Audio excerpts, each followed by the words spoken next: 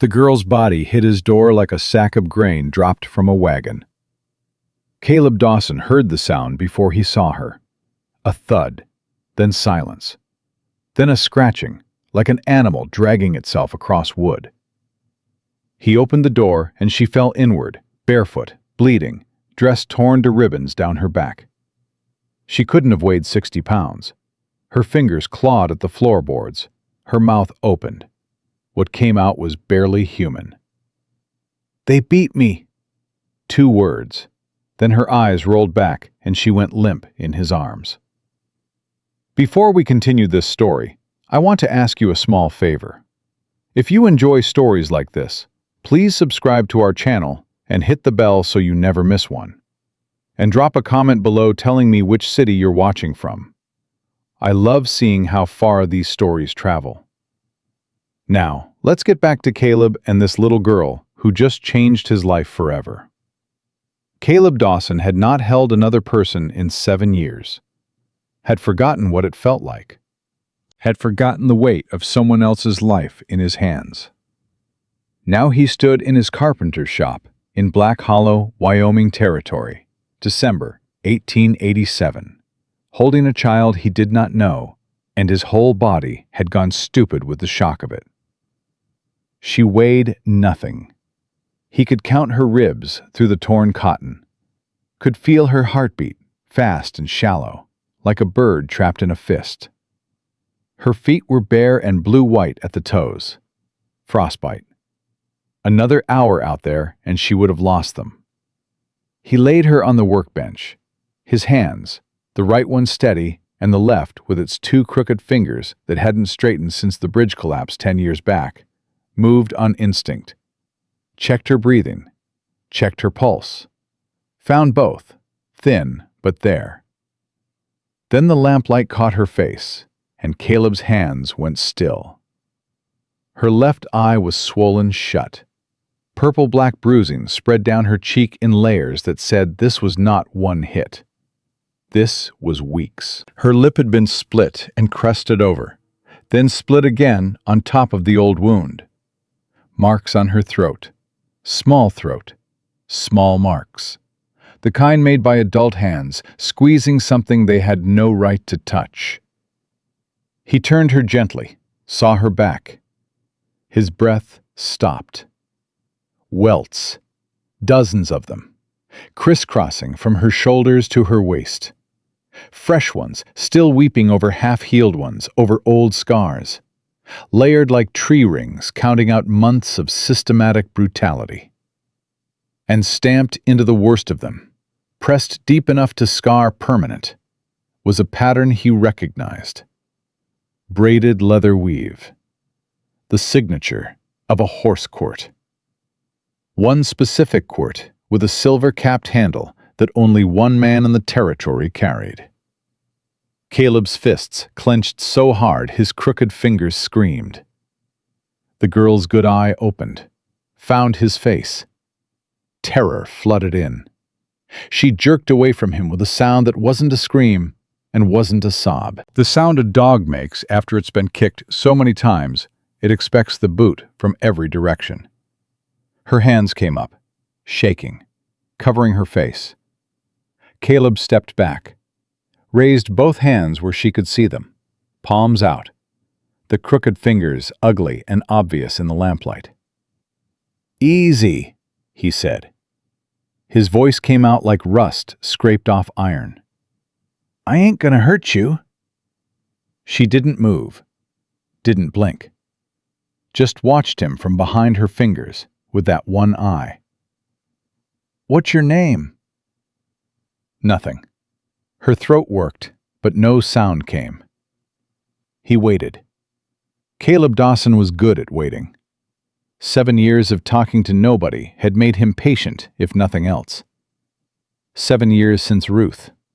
Since Abigail. Since the scarlet fever took them both, while he was 40 miles away building a house for another man's family, and didn't make it home until it was 2 days too late. The girl's mouth opened, closed, opened again. "Emmy," barely a whisper. Emmy Cole. Cole. The name hit him like a mallet to the chest. Samuel Cole. The biggest horse ranch in the territory, 1,200 acres. A Mustang herd so fine, the U.S. Army sent buyers every spring. Samuel had been Caleb's friend, one of the few who still treated him like a living man after Ruth and Abigail died. Samuel had stood at Caleb's wedding 16 years ago. 5 months back, Samuel fell off his horse on a flat road he'd ridden 10,000 times. Broke his neck. Dead before sundown. Caleb looked at the girl, at the welts, at the quirt marks. "Your folks?" he asked. Emmy held up one finger, pointed at the ground. Down. Gone. Dead. She didn't say the word. Didn't need to. "Your uncle," Caleb said, not a question. Every muscle in Emmy's body locked. Her breathing stopped dead. 3 seconds. 4. Then it came back in short, panicked gasps. She curled into herself on the workbench, knees to chest, arms wrapped tight, making herself as small as possible. The instinct of a creature trying to disappear. She nodded once, fast, desperate. "He do this to you?" Another nod. Her hand went to the workbench edge and gripped it so hard her knuckles went white. Caleb turned away from her, walked to the basin, poured water, found his cleanest rag, which wasn't very clean, came back. "I'm gonna wash those cuts. Gonna touch your back. That all right?" Emmy stared at him, searching. Whatever she found in his face, it was enough. She turned around slowly and let the torn dress fall from her shoulders. Caleb worked in silence, not gentle because he had forgotten gentle. Careful, the way a man handles something he knows he can break. He cleaned the welts one by one, applied salve from a jar he kept for splinter wounds and rope burns. Some cuts had gone bad, red at the edges, infected. She needed a real doctor. Emmy flinched at every touch, every single one. Her body expected pain from every hand that came near it, but she didn't pull away, just sat there, shaking, and letting him work. When he finished, she reached into her dress pocket, pulled out a crumpled paper, held it out to him without a word. Caleb took it, unfolded it, recognized the handwriting immediately. Samuel Cole's neat, careful hand. "Caleb, if you're reading this, I'm already gone. I know we ain't spoken much since you lost Ruth and Abigail. I know you blame yourself.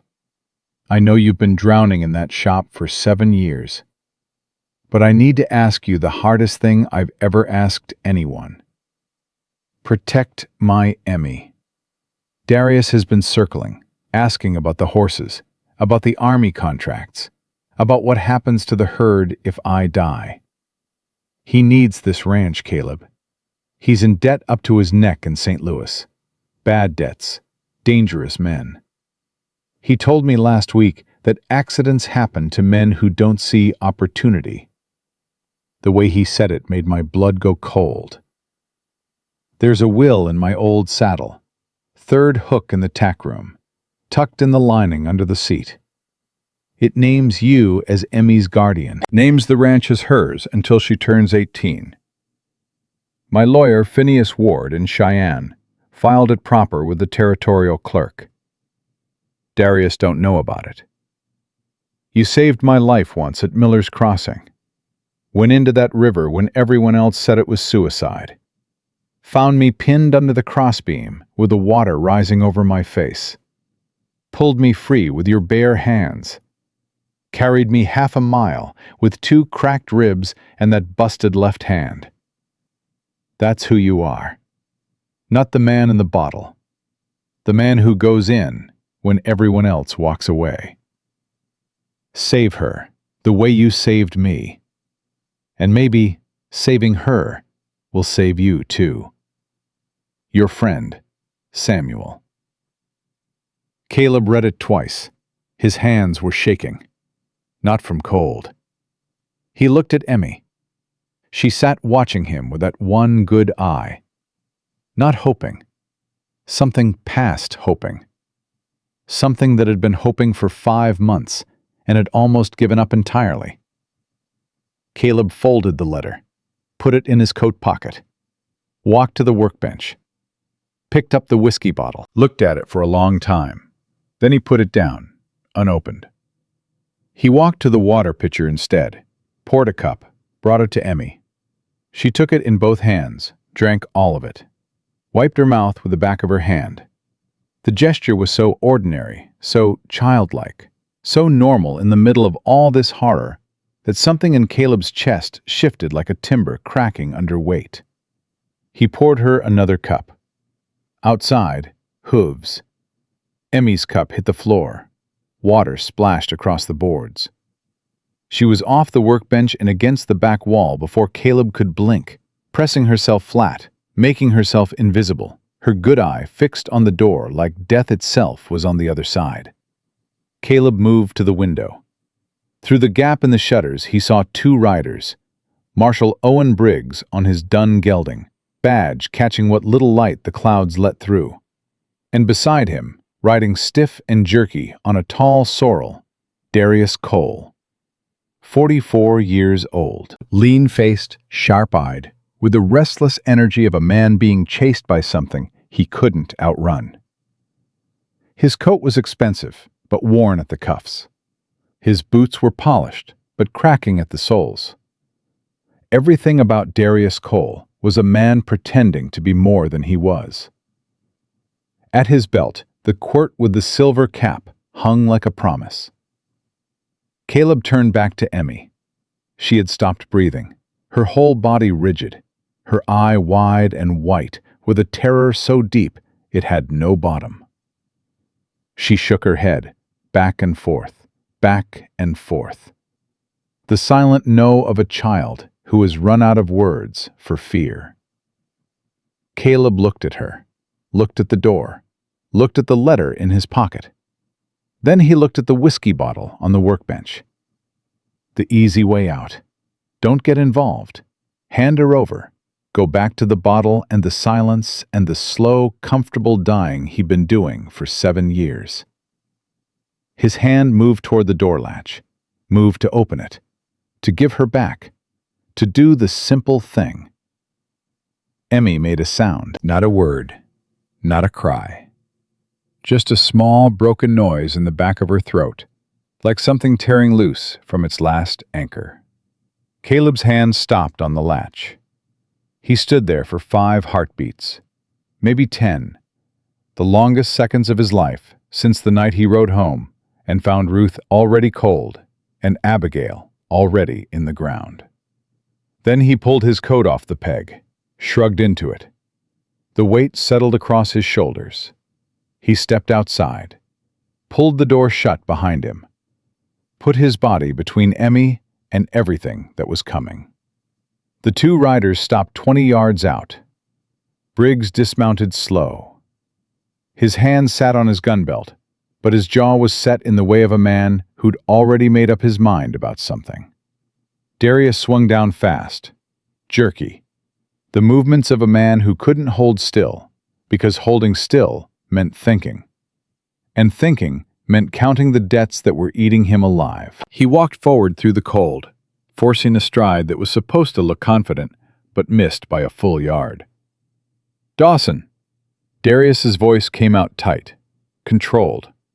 But underneath it, Caleb heard the tremor, the desperation of a man standing on the edge of a cliff and pretending the ground was solid. "I believe you got my niece in there." Caleb said nothing. His right hand hung loose at his side. His left hand, the broken one, rested against the doorframe behind him, blocking it. "Marshal Briggs can confirm I got legal guardianship. Papers signed by Judge Horace Plimpton. All proper. All legal." Darius pulled a folded document from his coat. His hand was steady. His eyes were not. They kept jumping past Caleb to the window, to the shutters, to the thin line of lamplight leaking through. Briggs took the papers, read them, nodded slowly. "Papers are in order," Briggs said. "Guardian appointment, filed, signed, notarized." "Now Dawson," Darius said, and here his voice shifted into something rehearsed, something he'd practiced in front of a mirror. "The girl's troubled, headstrong, makes up stories. You know how children get when they ain't got proper guidance." "I know how those welts got on her back," Caleb said. Darius blinked. His hand dropped to the quirt at his belt. Touched the silver cap. Let go. Touched it again. A man reaching for a weapon out of habit. "Discipline," Darius said. "A guardian's right." "With a quirt. I don't know what she told you, but she didn't tell me nothing." Caleb's voice dropped flat. Cold. "She didn't have to. I got eyes. I got the marks to look at. Braided leather, silver cap pattern, same quirt hanging on your belt right now." Darius's face twitched. His fingers closed around the quirt handle, then let go, then closed again. He glanced at Briggs. Briggs was watching the quirt too. "This is family business, Dawson. Private family business between a man and his ward." "Let me see her," Caleb said. "Let me hear her say she wants to go back." "She's 8 years old. She doesn't know what she wants." "Seems to me she knows exactly what she don't want." Darius stepped closer. Close enough that Caleb could smell the whiskey on his breath. Cheap stuff, not the kind a man drinks for pleasure, but the kind he drinks to stop his hands from shaking. "Listen to me carefully." Darius's voice dropped low, just between them. "That ranch has 1,200 acres and a Mustang herd worth more than this whole town put together. The Army contract alone pays $15,000 a year. You think I'm going to let a drunk carpenter and a lying child stand between me and that?" "I think you already killed your own brother for it," Caleb said quietly. The air between them went solid. Darius's face changed. The performance fell away. What was underneath was cold and cornered and something close to animal.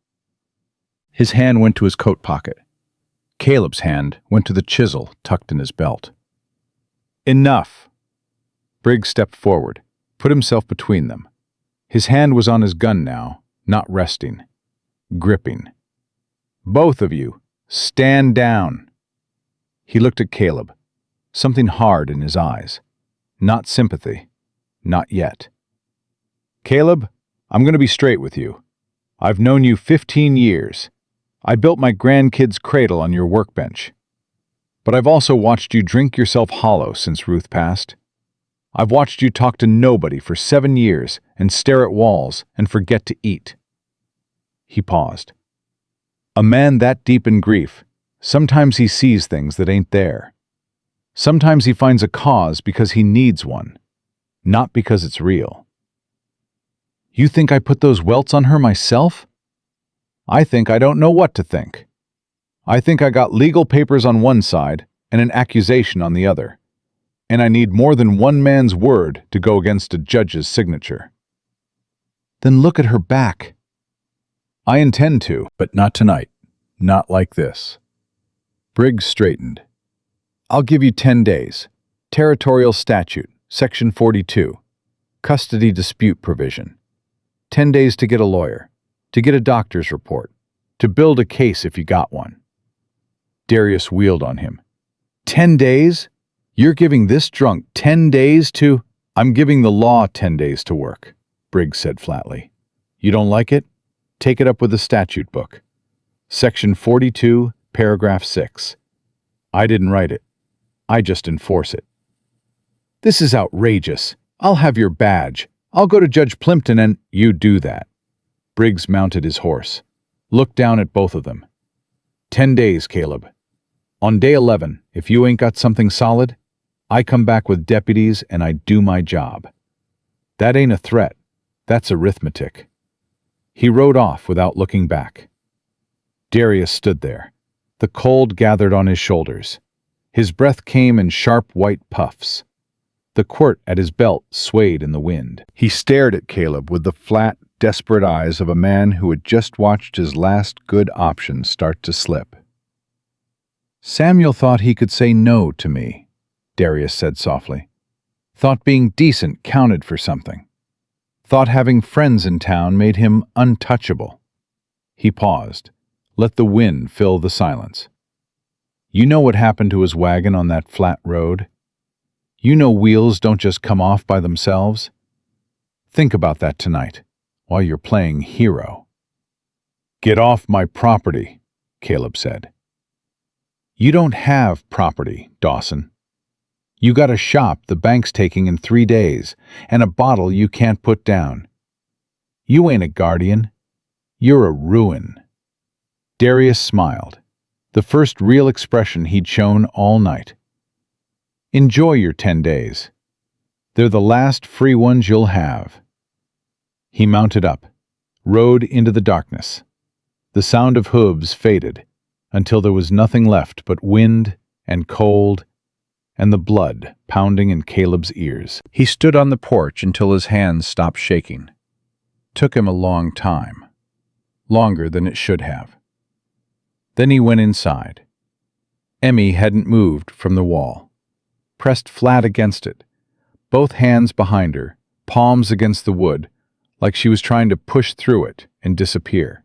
Her eye tracked him as he came through the door. Caleb closed it, barred it, turned to face her. She watched him, waiting for the verdict, waiting to find out if she was safe or if the door was about to open again and the man with the quirt was going to drag her back to the place where every night ended the same way. "You're staying," Caleb said. Emmy's knees buckled. She slid down the wall until she was sitting on the floor, small and shaking. Her torn dress pooled around her. She didn't cry. She was past crying. She just sat there and breathed, and for the first time since she'd fallen through his door, the breathing started to slow down. Caleb pulled a blanket from the shelf, old wool, rough, smelling of sawdust and neglect. He crossed the room slowly, knelt down, held it out to her the way you'd hold food out to a stray dog. No sudden moves, no expectations. Emmy looked at the blanket, looked at him, reached out with one small bruised hand and took it, pulled it around her shoulders, held it tight. "Thank you."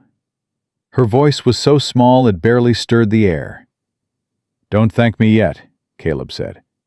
"We got 10 days, and I got $9, and I ain't had a clear thought in 7 years. The odds ain't exactly in our favor." Emmy pulled the blanket tighter, drew her knees up, rested her chin on them. That one good eye still watching him. "Papa said you'd help," she whispered. 4 words, simple, the way a child says things. Not eloquent, not profound, just true.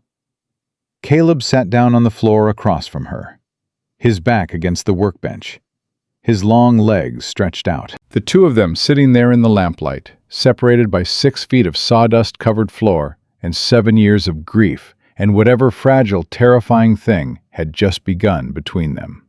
"Your papa's saddle," Caleb said. "The old one in the tack room. 3rd hook from the door."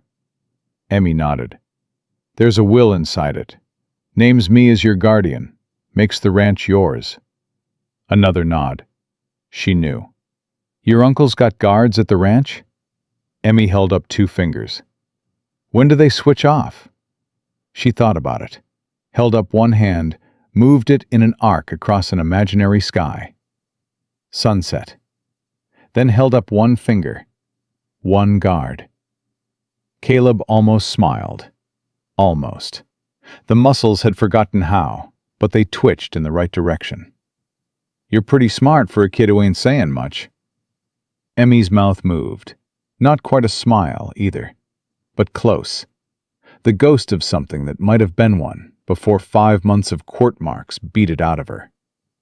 She pointed at the whiskey bottle on the workbench, then pointed at Caleb, then shook her head slowly, side to side.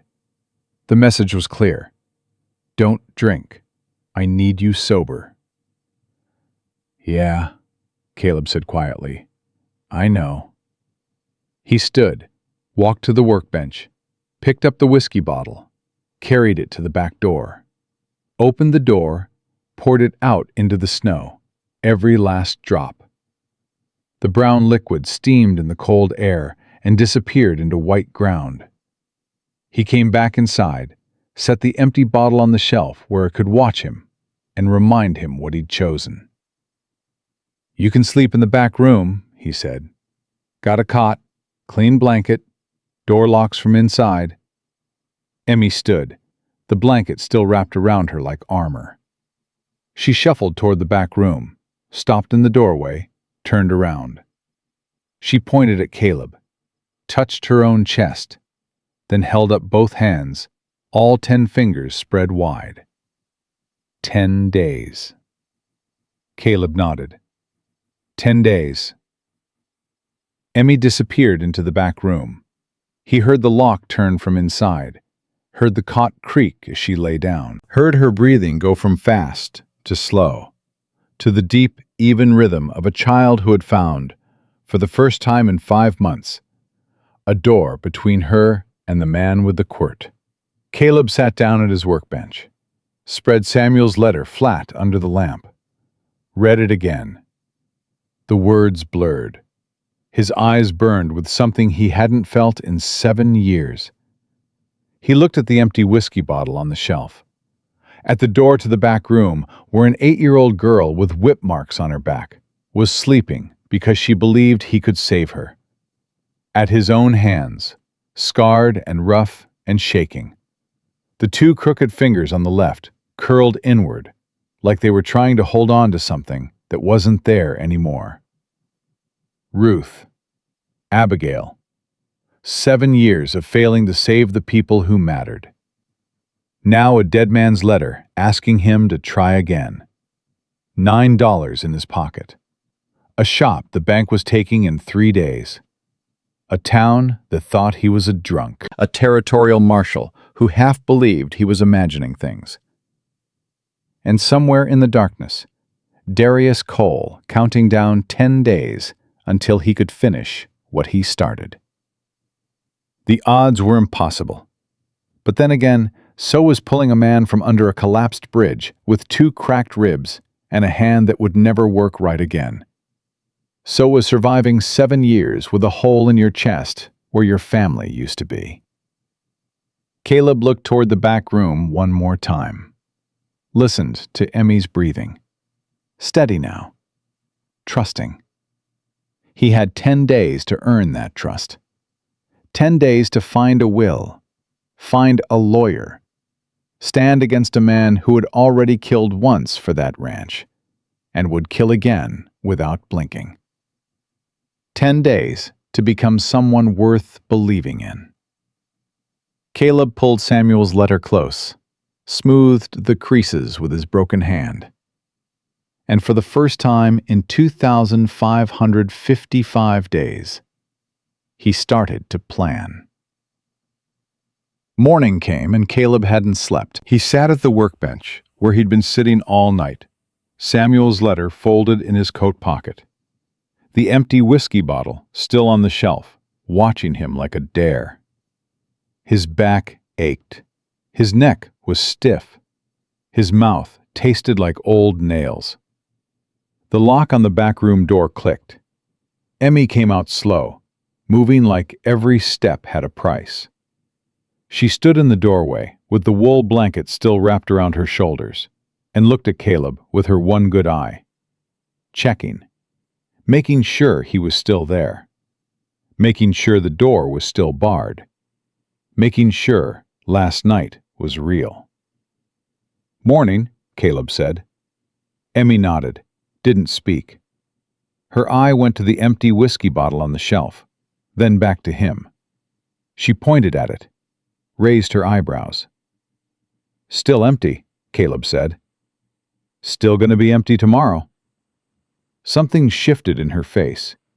Not a smile, not yet, but the faintest loosening of muscles that had been clenched tight for 5 months. Caleb put water on the stove, found his last tin of coffee, made it strong enough to wake the dead, which was roughly how he felt. He poured 2 cups, set one in front of Emmy. She looked at it, looked at him. "I ain't your mama," Caleb said. "You want coffee? Drink coffee." Emmy picked up the cup in both hands, sipped. Her face scrunched. She sipped again, kept drinking. "We need to get you to a doctor," Caleb said. "Some of those cuts are going bad. You need proper medicine." Emmy's cup froze halfway to her mouth. Her eye went wide. She shook her head fast, back and forth. The terror came flooding back like a dam breaking. "Doc Crane ain't like your uncle," Caleb said. "Known him 30 years. Served in the war together. He's patched me up more times than I can count, and never once asked me to pay." Emmy shook her head again. Her hand was trembling so hard the coffee sloshed over the rim. "He'll tell," she whispered. First words of the morning, small and raw. "He won't." "Everyone tells Uncle Darius. Everyone's scared of him." "Hosea Crane ain't scared of nothing. Man cut off soldiers' legs in a field hospital with cannonballs landing 50 yards away. Your uncle don't even register on his list of concerns." Emmy stared at him, weighing it. 8 years old and already an expert at calculating risk, because every wrong calculation for 5 months had meant more welts on her back. She nodded once, barely. There was a knock at the door. Emmy dropped the cup. It shattered on the floor.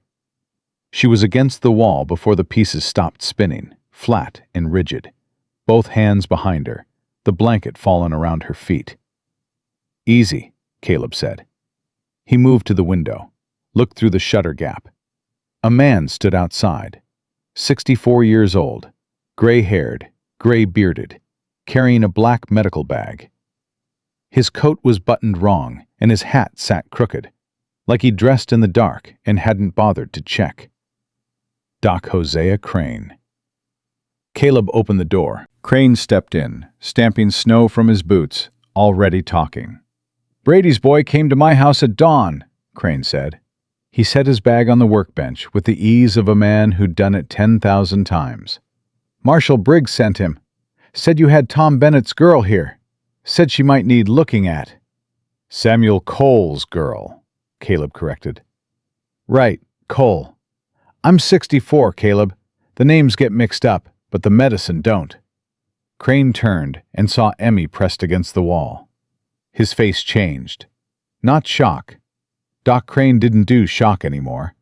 Something colder, something professional turning personal. "Come here, child," he said. His voice went quiet, gentle in a way that Caleb had forgotten Crane could be. "Let me see." Emmy didn't move. Her eye went to Caleb. "He's safe," Caleb said. Emmy looked at Crane, at his bag, at his hands. Then she peeled herself off the wall and shuffled forward, each step a negotiation between trust and every instinct telling her to run. Crane knelt down, slowly, no sudden movements. He held out his hand, palm up, the same way Caleb had held out the blanket last night, an offering, not a demand. "I ain't gonna do nothing without asking first," Crane said. "And if I do something that hurts, you tell me to stop, and I stop. Deal?" Emmy looked at his hand, reached out, touched it with one finger, like testing whether a stove was hot. Crane waited. Emmy put her hand in his, small fingers against his weathered palm. He closed his hand around hers gently, and something in his jaw tightened hard enough that Caleb could see the muscle jump. "Can I see your back, Emmy?" She turned, pulled the dress down from her shoulders. Crane was silent for a long time. He examined each welt with fingers that had been steady for 30 years of frontier medicine. Cleaned the infected ones with antiseptic that made Emmy hiss through her teeth. Applied fresh bandages. Checked her ribs, Her face, her hands, her frostbitten toes. The whole time, Emmy watched Caleb. Not Crane. Caleb. Like Caleb was the fixed point in a spinning room, and if she kept her eye on him, she wouldn't fall. "No broken bones," Crane said finally. "But the infections are serious. 2 of these cuts need cleaning twice a day with carbolic acid. She needs salt baths, clean bandages, and she needs to eat. When's the last time you had a real meal, child?" Emmy held up 3 fingers. 3 hours? She shook her head. 3 days. Crane's mouth became a thin line. He turned to Caleb, kept his voice low, but Emmy heard everything. Children who'd been hurt always heard everything. "Those welts are consistent with a braided leather quirt. Silver cap imprint on 3 of the deeper wounds. I've seen Darius Cole's quirt up close. Custom work, distinctive pattern." He pulled out a notepad, started writing. "I'm documenting everything, measurements, patterns, degree of healing. This is a medical report, Caleb. It holds up in court." "You know what you're doing," Caleb said, "standing against Darius Cole with your name on paper." "I know exactly what I'm doing," Crane capped his pen. "I've been watching that man for 2 years, watching people around him have accidents, watching their land end up in his pocket." He looked at Caleb with eyes that had seen too much to flinch. "Samuel Cole didn't fall off that horse. We both know it. I examined the body. The break pattern on his neck was wrong for a fall. Consistent with a blow from behind. Blunt force. I put it in my report. Sheriff at the time filed it under accidental." "Why didn't you push it?" Crane was quiet. A long quiet. The kind that holds shame. "Because I was taking morphine for my back," he said. "Had been since the war. And Darius knew it. Made it clear that if I pushed, he'd make sure everyone else knew it too. A doctor addicted to morphine doesn't keep his practice long." He paused. "So I kept quiet, and a little girl got beaten for 5 months because I was protecting myself." He looked at Emmy. She was watching him now, had heard every word. "I'm sorry," Crane said to her. Not the way adults usually say sorry to children, quick and meaningless. Slow, heavy, like he meant it down to the marrow. Emmy looked at him for a long time. Then she reached out and patted his hand twice. A gesture so small and so generous that Crane had to look away and blink hard several times. "I'll come back tomorrow," Crane said, gathering his bag. "Change those bandages. Check the infections." He stopped at the door. "You need to move fast, Caleb. Darius is already working the town, telling people you're unstable, dangerous, that you're projecting your grief onto this child. By tomorrow, half of Black Hollow will believe him. Let them. It ain't about belief. It's about the mob he'll put together when belief turns to action. I've seen it before. Decent people doing ugly things because a man with money told them it was righteous." Crane opened the door. Cold rushed in. "Get that will. Find a lawyer. Make it legal before Darius makes it bloody." The door closed behind him. Caleb barred it again. Emmy stood in the middle of the room, the blanket back around her shoulders, bandages white against her dark skin where the dress had torn. She looked at Caleb and pointed to herself, then pointed at the door Crane had left through, then made a gesture Caleb couldn't read. "What?" he asked. Emmy tried to speak, swallowed, tried again. "He cried," she whispered. "The doctor. He cried when he saw my back. Nobody cried before." Caleb didn't know what to say to that. Didn't know what kind of world made a child surprised that an adult would cry at her pain. So he said nothing, just stood there and let the silence hold what words couldn't. Another knock, this one louder, confident. Caleb checked the window. A woman stood outside, tall and straight-backed, carrying a basket covered with a cloth in one hand and dragging a boy by the collar with the other. The boy was maybe 12, gangly, with a face full of freckles and an expression of total mortification at being dragged anywhere by his mother. Nettie Hargrove owned the dress shop and laundry on Main Street. Widow. Her husband Ernest had died 2 years back in what was ruled an accident at the lumber yard that Darius Cole happened to own. Fell from a ladder the day after refusing to sell his land. Caleb opened the door. Nettie walked in like she owned the place. Set the basket on the workbench. Pulled the cloth off. Bread, cheese, dried apples, jerky, a jar of honey, a jar of preserves, thick wool socks, a dress, dark blue, patched but clean, a pair of boots, small, worn soft. "Doc Crane stopped by my shop on his way home," Nettie said.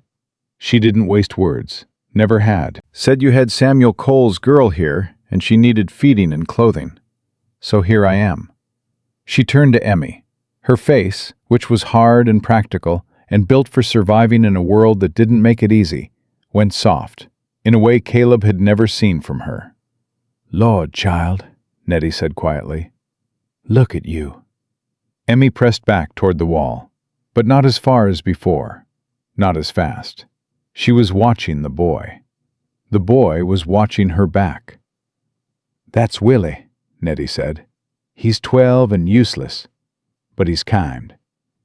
"Ma," Willie said, mortified. "Hush." Nettie knelt down to Emmy's level. "I knew your mama, sweetheart, Virginia Cole. She came to my shop every month for mending. Always brought me honey from your bees. Always had a kind word." She paused. "You look just like her." Emmy's good eye glistened. Her lip trembled. But she didn't cry. Hadn't cried once since she'd arrived. Caleb wondered if she'd forgotten how, or if she'd learned that crying made it worse. Willie stepped forward. He moved differently from the adults. No caution. No careful gestures. Just a 12-year-old boy who saw a hurt kid and did what 12-year-old boys do. "You want an apple?" he said. Pulled one from the basket, red and shiny. Held it out. Emmy looked at the apple. Looked at Willie. Looked at the apple again. She took it. Bit into it. Juice ran down her chin. "I'm Willie," the boy said.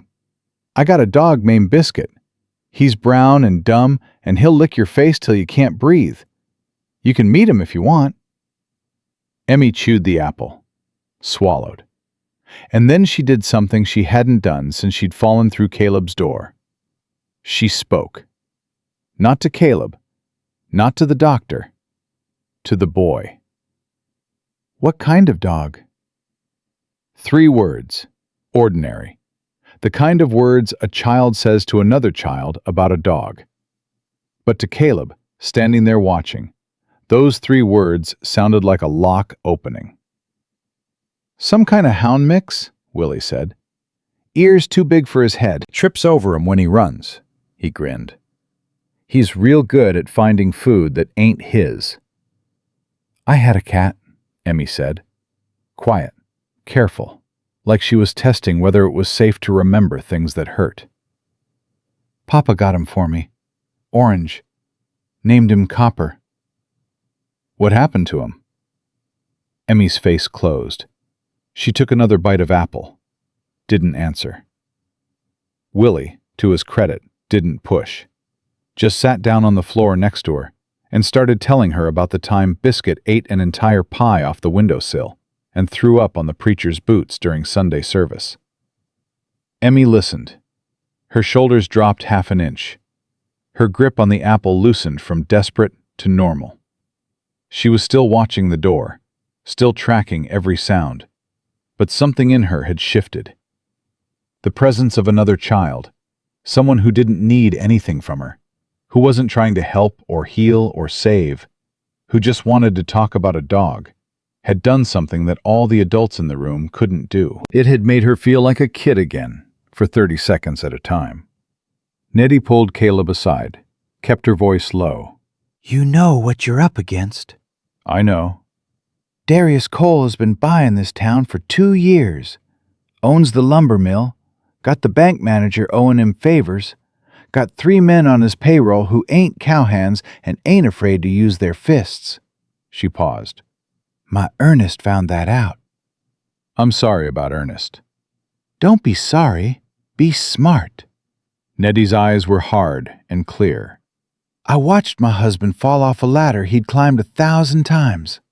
I found boot prints on that platform that didn't match his boots. I saw Darius Cole at the funeral, looking like a man who'd just closed a good deal." She paused. "I kept my mouth shut because I had a boy to raise and no husband to protect us. I ain't proud of it. "You're here now." I'm here now because if I don't help that child, I'll be just like the rest of this town." Scared and quiet and hoping the monster eats somebody else first. She straightened. "What do you need?" "I need somebody to stay with Emmy while I'm gone." "Gone where?" "The ranch. Tonight. There's a will hidden in Samuel's old saddle. It names me as Emmy's guardian. Without it, Darius's papers stand, and she goes back." "You're going to break into a guarded ranch." "I'm going to get what belongs to her." Nettie looked at him for a long moment, measuring, the way a woman who'd survived the worst measures a man to see if he's worth trusting. "I'll stay with her," Nettie said. "I got a shotgun. Know how to use it. Ernest made sure of that before he died, like he knew somehow I'd need it." "Can Willie stay too?" They both looked at the 2 children. Willie was still talking, something about Biscuit chasing a chicken through the church. Emmy was still listening. Her apple was down to the core. She was holding it in her lap, like something precious. "He's the only one she's talking to," Caleb said quietly. Nettie's face did something complicated. Pride and sorrow, and something fierce that mothers carry in them like loaded weapons. "He can stay." Caleb spent the rest of the day preparing. Went through his tools. Selected the small pry bar, wire cutters, his darkest coat. Counted his money. $9. Not enough for a lawyer. Not enough for anything, except maybe 3 more days of food. The letter from the bank still sat on the workbench. $175. 2 days left. Caleb looked at it and felt nothing. The shop didn't matter anymore. Nothing mattered except keeping Emmy safe and honoring a dead man's trust. Around noon, Willie convinced Emmy to eat properly. Not by asking, not by offering, by sitting down and eating himself, loudly and enthusiastically, making noises about how good the bread was, how the cheese was the best thing he'd ever tasted, how the jerky was so tough it was like chewing boot leather, but in a good way. Emmy watched him eat for 2 full minutes. Then she reached for the bread, tore a piece off, chewed it slowly, then faster. Then she was eating like a child who hadn't had a real meal in a week, which she hadn't, tearing into the food with both hands while Willie grinned and passed her more. Caleb watched from across the room. Something in his chest kept shifting, kept cracking, kept letting in light he hadn't felt in 7 years. It hurt. It all hurt. Caring hurt. But watching Emmy eat bread with both hands while a 12-year-old boy told her about his dumb dog hurt in a way that was almost good. By late afternoon, Emmy had changed into the dress Nettie brought. Dark blue. Clean. It was slightly too big, but Nettie pinned it quick with hands that knew fabric the way Caleb's knew wood. The boots fit close enough. The wool socks made Emmy close her eyes when she pulled them on, like the feeling of warm feet was something she'd forgotten existed. She still hadn't cried, still flinched at sudden sounds, still pressed herself against the wall when the wind rattled the shutters. But she was talking now, small sentences, mostly to Willie, mostly about animals, safe subjects, subjects that didn't have quirt marks in them. As the sun started going down, Caleb pulled on his dark coat, checked the pry bar, the wire cutters, the knife on his belt. Emmy was watching him. She pointed at the door, then pointed at herself, made a walking gesture with 2 fingers. "No," Caleb said. Emmy's jaw set. For the first time, something other than fear crossed her face. Stubbornness. The kind that lived in her bones, inherited from a father who'd said no to a dangerous man and paid for it with his life. She pointed at herself again, then held up 3 fingers and pointed at an imaginary wall. 3rd hook. She knew where the saddle was, knew the ranch layout, knew where the guards stood and when they changed. Caleb would be searching blind without her. He hated it. Hated that she was right. "I know the barn," Emmy whispered. It was the most words she'd said at once all day. "I know where Copper hides. I know which boards creak. I know everything." "It's dangerous." Emmy looked at him, pulled the collar of her dress aside, showed him the edge of a welt that disappeared below the fabric. She didn't say anything. Didn't need to. Dangerous was where she'd been living for 5 months. Dangerous was what she'd escaped. Going back to get the one thing that could keep her free was not dangerous. It was necessary. "Stay close," Caleb said. "Stay quiet. I tell you to run, you run." Emmy nodded. No argument, no hesitation, just the nod of a child who understood exactly what was at stake. Nettie loaded her shotgun. 2 shells. Snapped it shut with a sound that meant business. "You bring her back safe," Nettie said, "or don't come back at all." "Yes, ma'am." Willie stood next to his mother, tried to look brave. Mostly succeeded. "If Biscuit was here," Willie said to Emmy, "he'd go with you. He's real brave. Except around thunder." Emmy looked at Willie, that ghost of a smile again.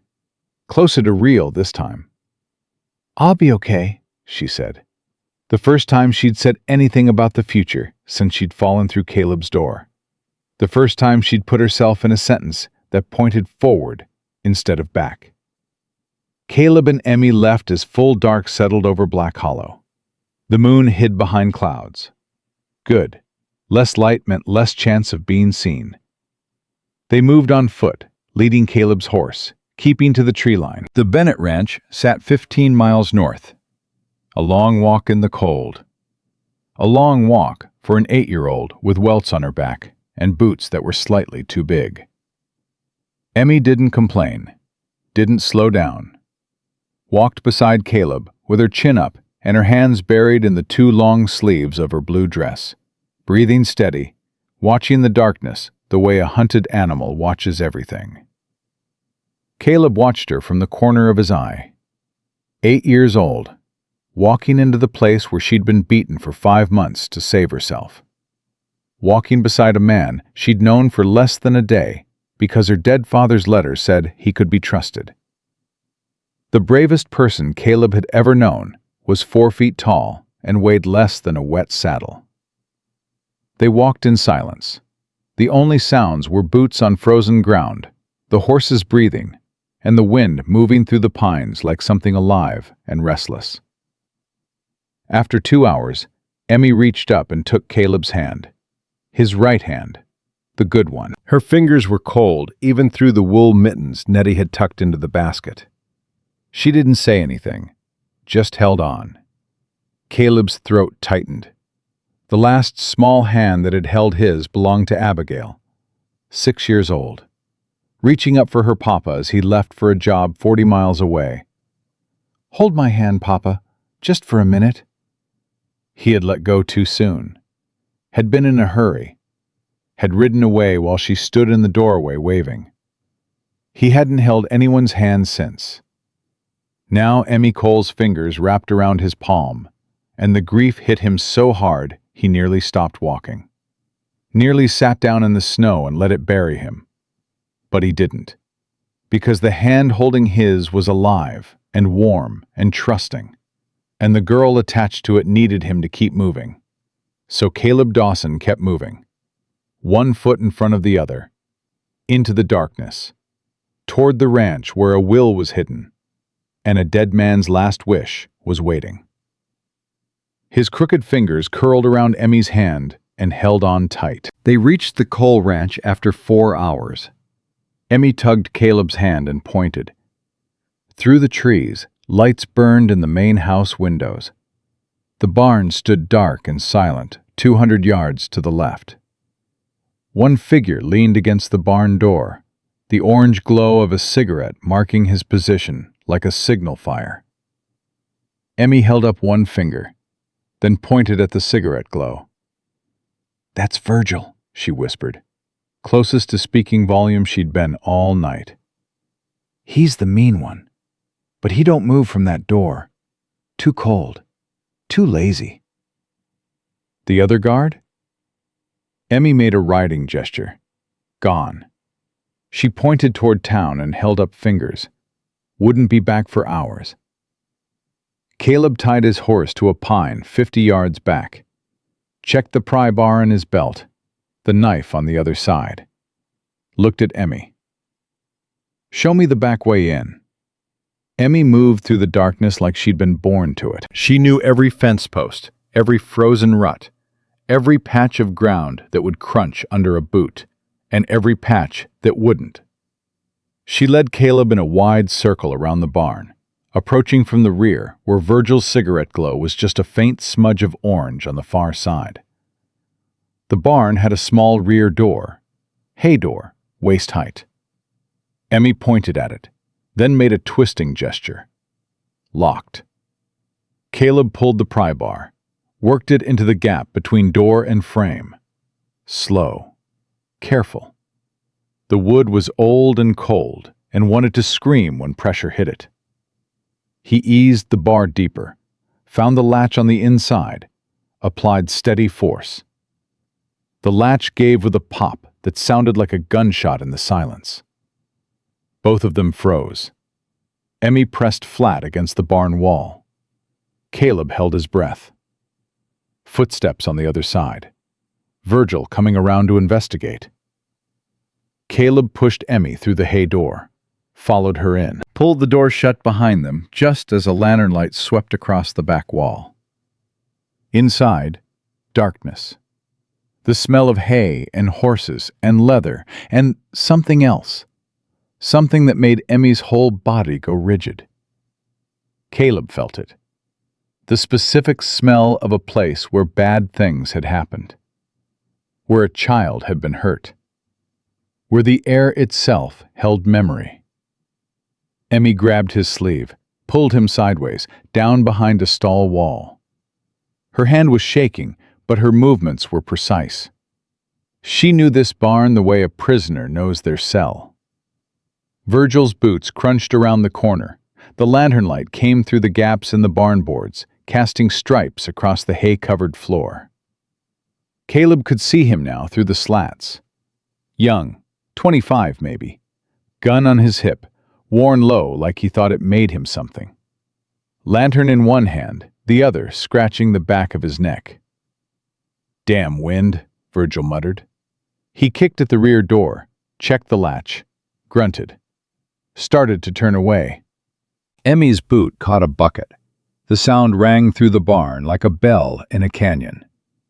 Virgil spun. The lantern swung. His hand dropped to his gun. "Who's there?" Caleb moved. Didn't think. Just moved the way he'd moved at Miller's Crossing when the bridge was coming apart and Samuel was drowning. Fast and stupid and committed. 4 strides across the barn floor. His right fist connected with Virgil's jaw before the man's fingers touched the gun grip. Virgil went down. The lantern flew.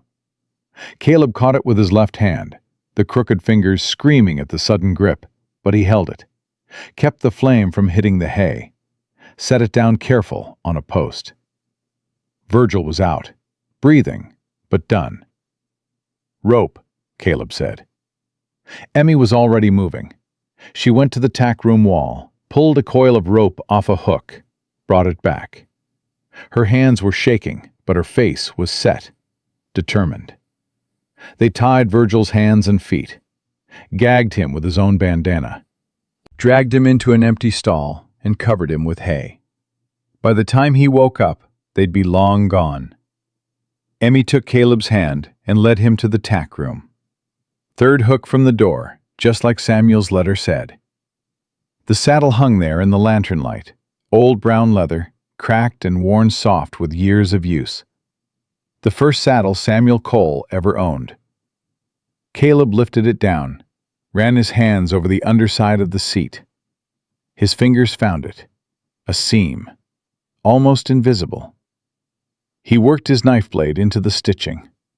The leather parted, and inside, tucked flat against the frame, was a folded document. He pulled it out, hand shaking, unfolded it under the lamp. Last Will and Testament of Samuel Edward Cole. The words were formal, legal, a lawyer's precise handwriting. Caleb scanned the pages, his eyes catching the words that mattered. Section 4. Guardianship of minor child. In the event of our deaths, I hereby appoint Caleb James Dawson of Black Hollow, Wyoming Territory, as legal guardian of my daughter Emmeline Rose Cole. All property, assets, livestock, and contracts associated with the Cole Ranch to be held in trust for Emmeline until she reaches the age of 18, with Caleb Dawson serving as executor. Dated March 8, 1887. Witnessed and notarized by Phineas Ward, Attorney at Law, Cheyenne. Filed with the Territorial Clerk, April 1, 1887. 5 months before Darius's guardianship papers. 5 months before Samuel fell off a horse on a flat road. Caleb looked at Emmy. She stood beside him, her good eye wide, both hands pressed together in front of her chest, like she was praying or trying to hold herself in one piece. "Is it there?" she whispered. "It's here. It's real. It's legal."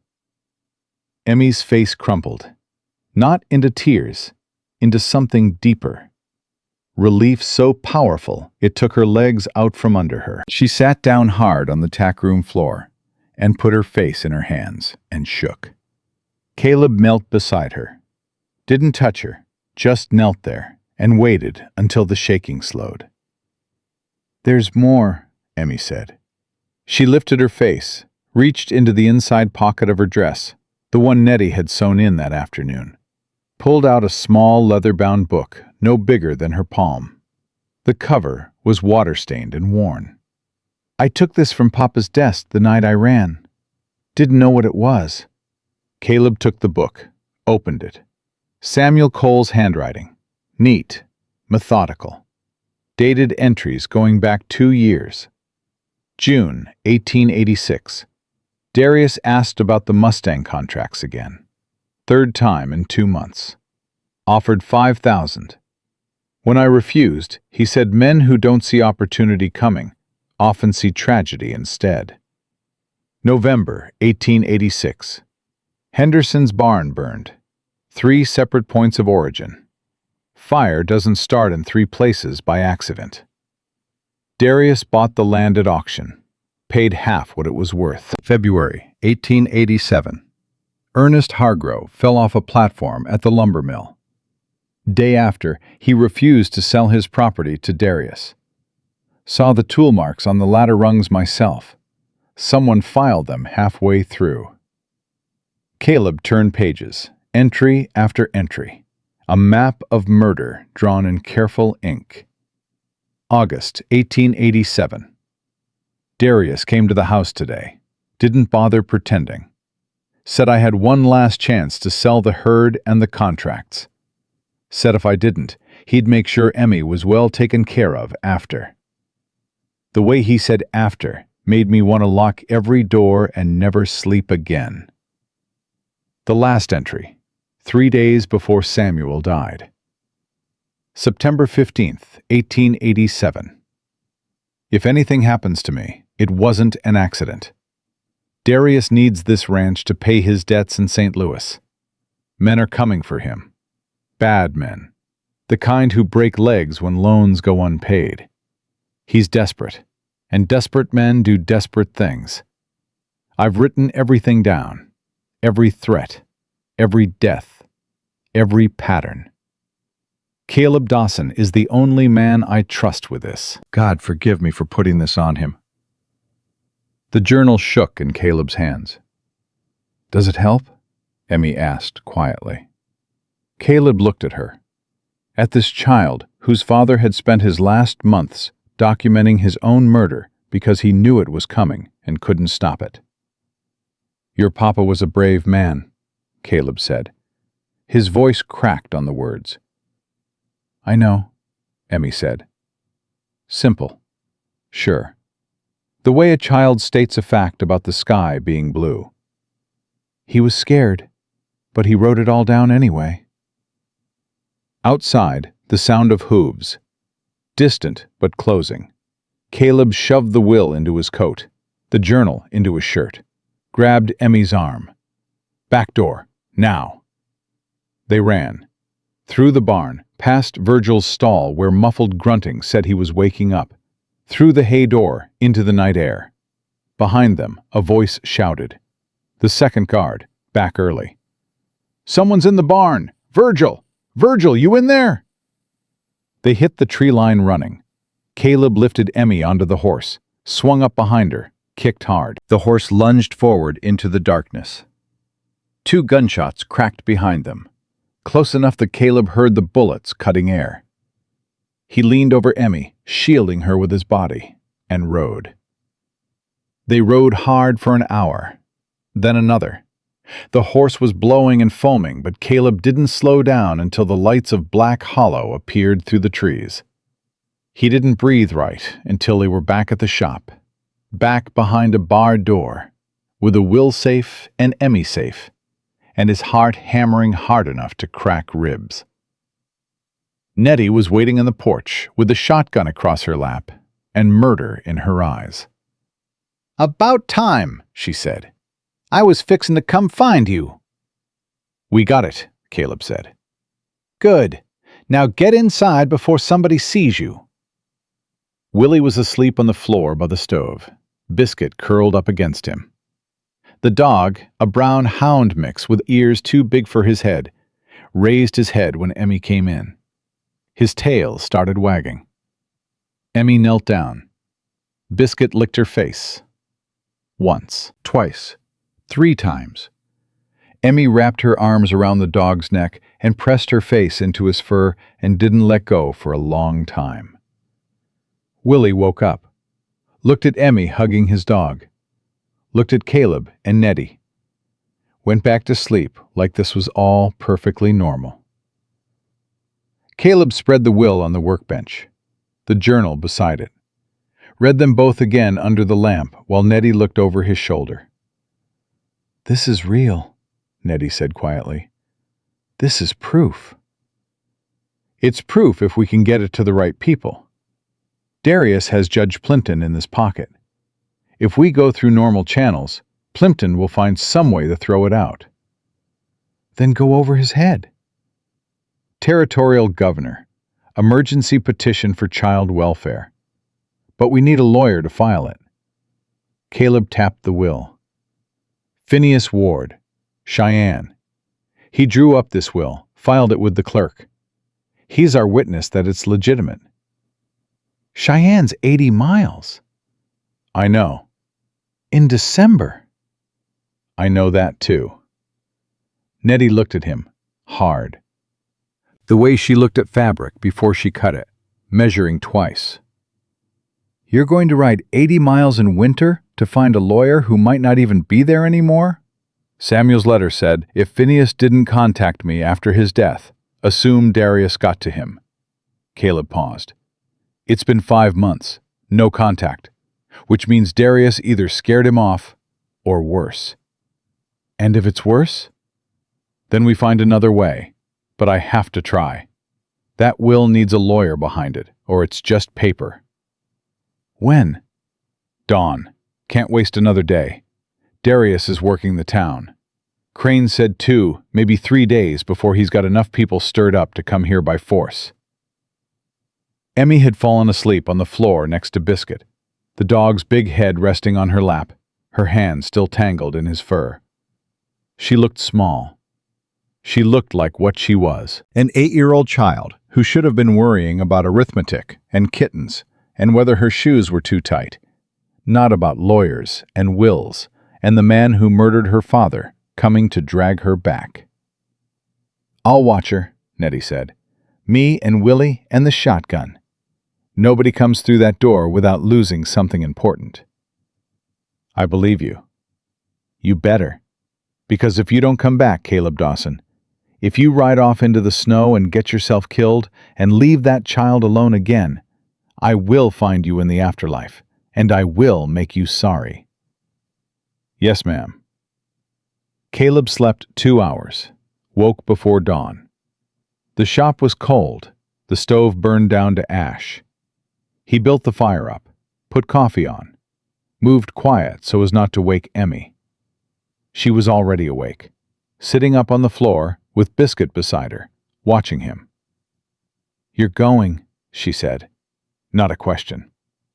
"Cheyenne, to find the lawyer who wrote your papa's will." "How long?" 2 days if the weather holds, 3 if it don't."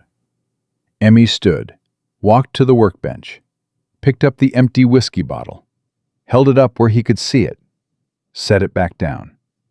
"I know," Caleb said. "I know." Promise. One word. The first time she'd demanded anything from him. Not asked, not whispered. Demanded.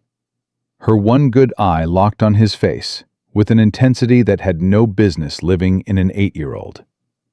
"I promise," Caleb said. "Not a drop." "And promise you'll come back."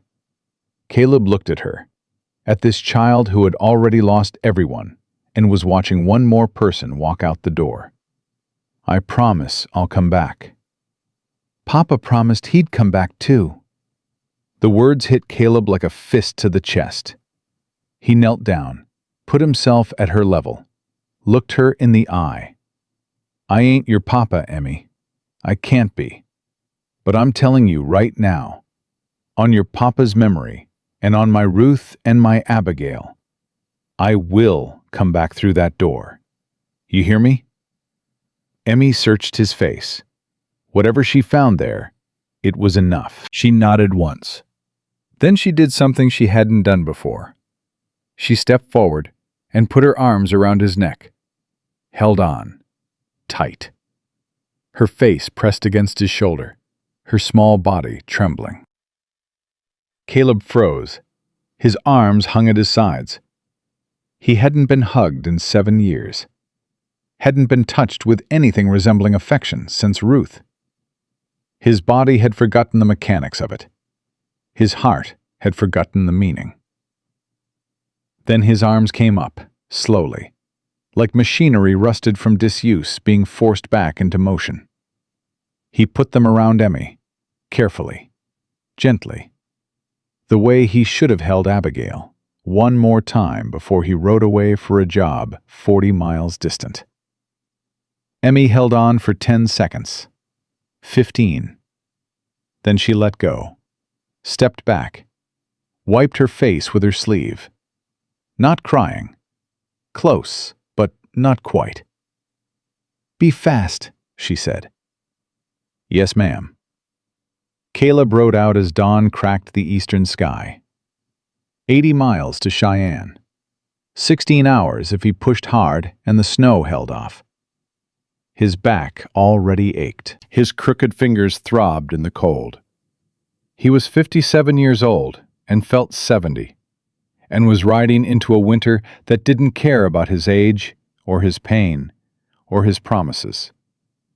Behind him, Black Hollow was waking up, and somewhere in that town, Darius Cole was counting days and making plans, and getting closer to the moment when patience would run out and violence would take its place. Caleb kicked his horse faster. The ride to Cheyenne nearly killed him.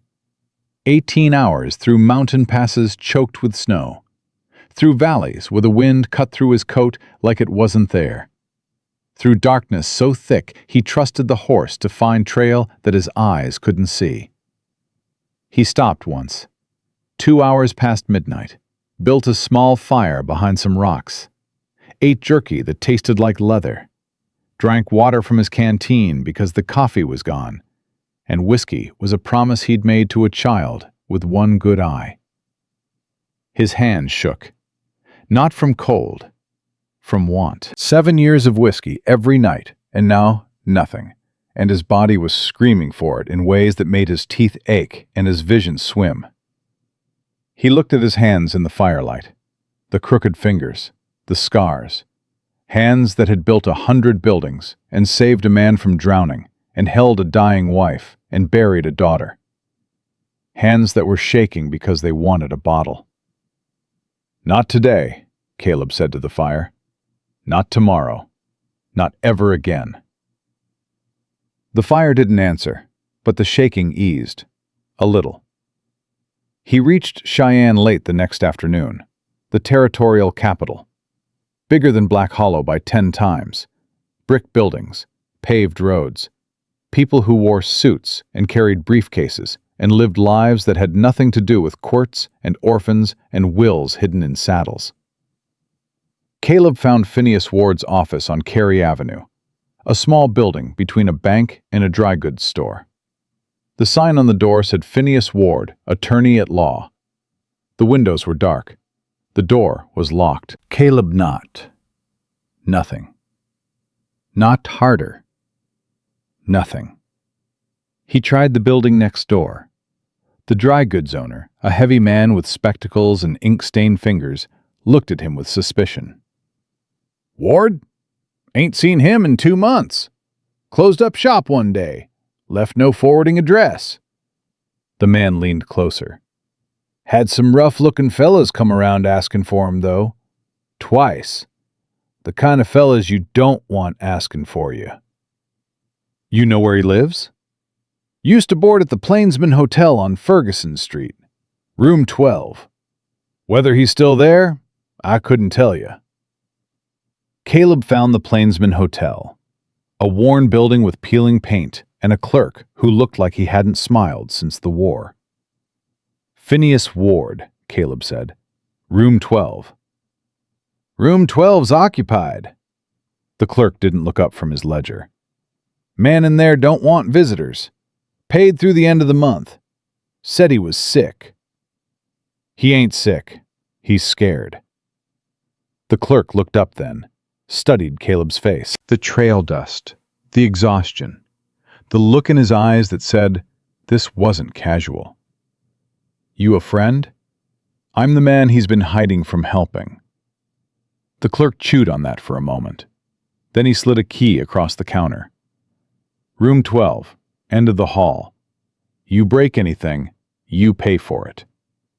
Caleb climbed the stairs, found room 12, knocked. "Go away." The voice inside was thin, tired.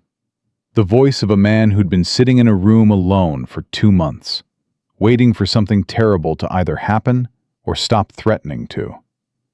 "Mr. Ward, my name is Caleb Dawson. Samuel Cole sent me." Silence. A long silence. Then the sound of a chair scraping. Footsteps. The lock turning. The door opened 2 inches. One eye peered through the gap. Phineas Ward was 58 years old. Looked 70. Gray-haired, gaunt, wearing a suit that had been slept in for what looked like weeks. His eyes were red-rimmed and jumping. The eyes of a man who checked corners and flinched at footsteps. "Samuel's dead," Ward said. "I know. His daughter's alive. Barely. Darius Cole's been beating her for 5 months with a horse quirt." Ward's face went gray. He opened the door another inch. "You're the carpenter. The one from the will." "I'm the one from the will, and I got the will in my coat, and a journal full of evidence that Darius Cole murdered his brother and at least 3 other people for their land. What I don't got is a lawyer willing to stand up in front of the territorial governor and make it count." Ward's hand gripped the doorframe. His knuckles went white. "They came to my office," Ward said. His voice dropped to barely a whisper. "Two men, 3 weeks after Samuel died. Said if I pursued the matter, I'd have an accident. Same kind Samuel had. Same kind that seems to happen to everyone who gets in Darius Cole's way." He swallowed. "I closed my office, came here. Been sitting in this room telling myself I was being smart, being safe." "You were being scared." "Yes." Ward didn't flinch from it, didn't make excuses, just said it flat and true. "I was scared. I'm still scared." "Good. Scared means you understand what's at stake." Caleb pulled the will from his coat, held it up. "This is the will you wrote, the one you filed with the territorial clerk. It names me as Emmy's guardian. It puts the ranch in trust for her. It's legal and proper, and it makes everything Darius has done since September a crime." Ward stared at the document, his eyes glistening. "I also got Samuel's journal," Caleb continued.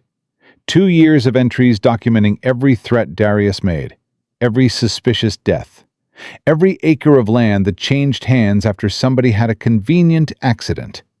Names, dates, patterns. Enough to hang him if the right people see it. "The governor," Ward said quietly. "Emergency petition. Child welfare.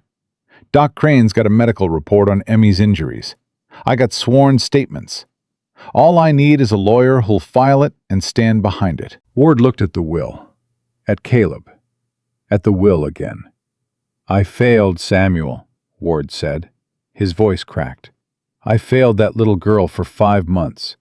I sat in this room and told myself there was nothing I could do, and I knew it was a lie every single day. You can stop failing her right now." Ward was quiet for a long time. Caleb could see the war in him, the fear pulling one direction, the shame pulling the other, the weight of 5 months of cowardice sitting on his shoulders like a yoke. Then Phineas Ward straightened. Not much, but enough. He opened the door all the way. "The territorial clerk's office closes at 6, Ward said.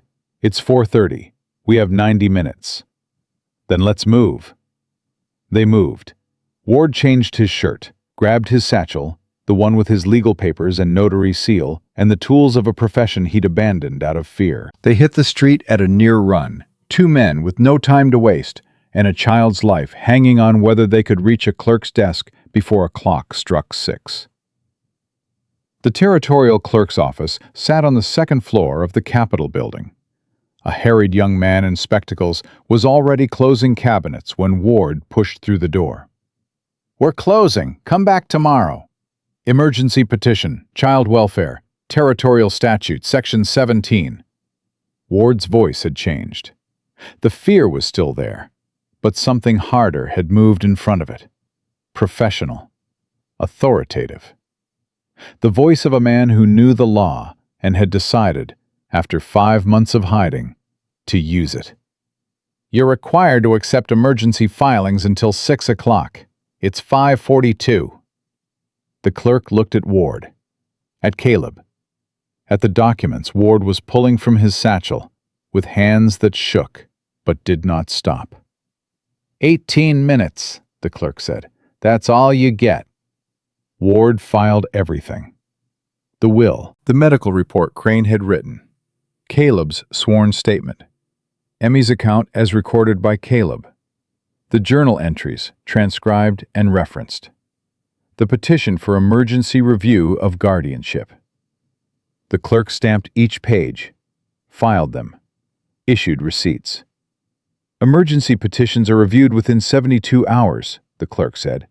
"You'll be notified by telegraph." Outside, the sun was going down. Caleb stood on the Capitol steps and breathed air that tasted like the first clean breath he'd taken in 7 years. 3 days, he said.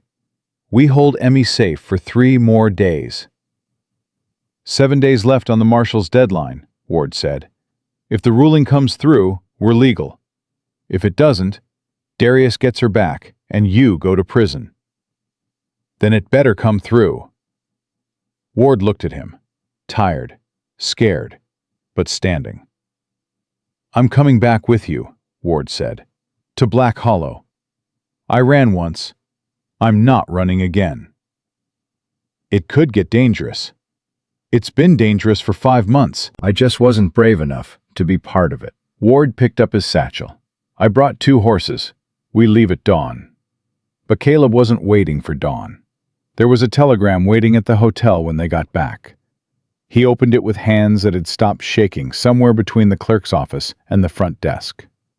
Emmy, in danger. Darius came with 8 men. Nettie held them off. Emmy safe, but he's coming back. Hurry. Doc Crane. Caleb was on his horse in 10 minutes. Ward tried to argue, said they should wait, plan, be strategic. Caleb didn't hear a word. Emmy was in danger. That was all there was. That was all there had ever been since a barefoot girl fell through his door and whispered 2 words that cracked his dead heart open. They rode through the night, 80 miles of darkness and cold and fear. Caleb's body screamed, his back, his hands, his crooked fingers locked around the reins like claws. But he rode. Because he'd made a promise to a child who'd already lost everyone. And Caleb Dawson was a man who kept his promises. Even when they hurt.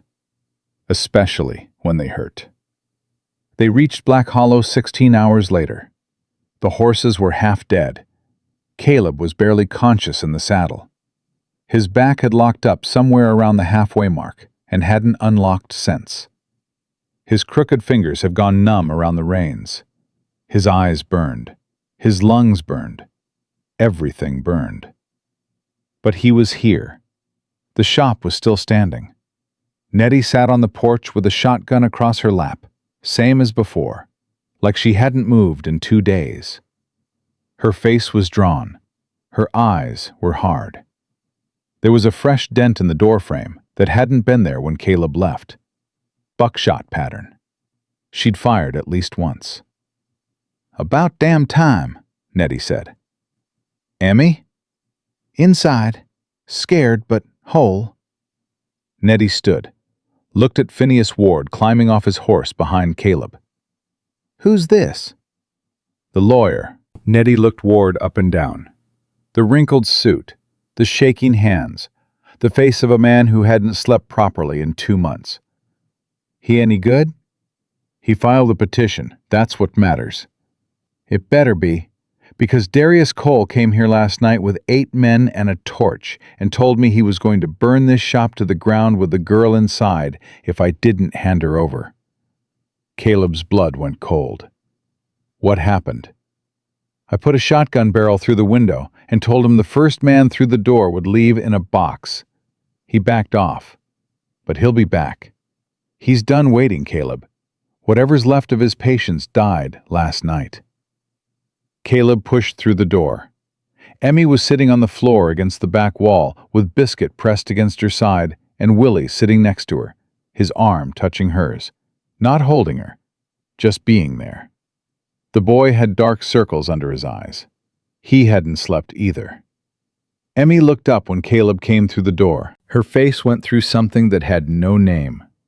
Relief and fear and hope and the desperate calculation of a child who'd learned to measure every return against the possibility that this time the person wouldn't come back. She stood, walked to him, stopped 2 feet away, looked at his face. "You promised," she said. "I'm here." "You look terrible." "Feel worse, but I'm here." Emmy nodded. The tension in her shoulders dropped 1 degree.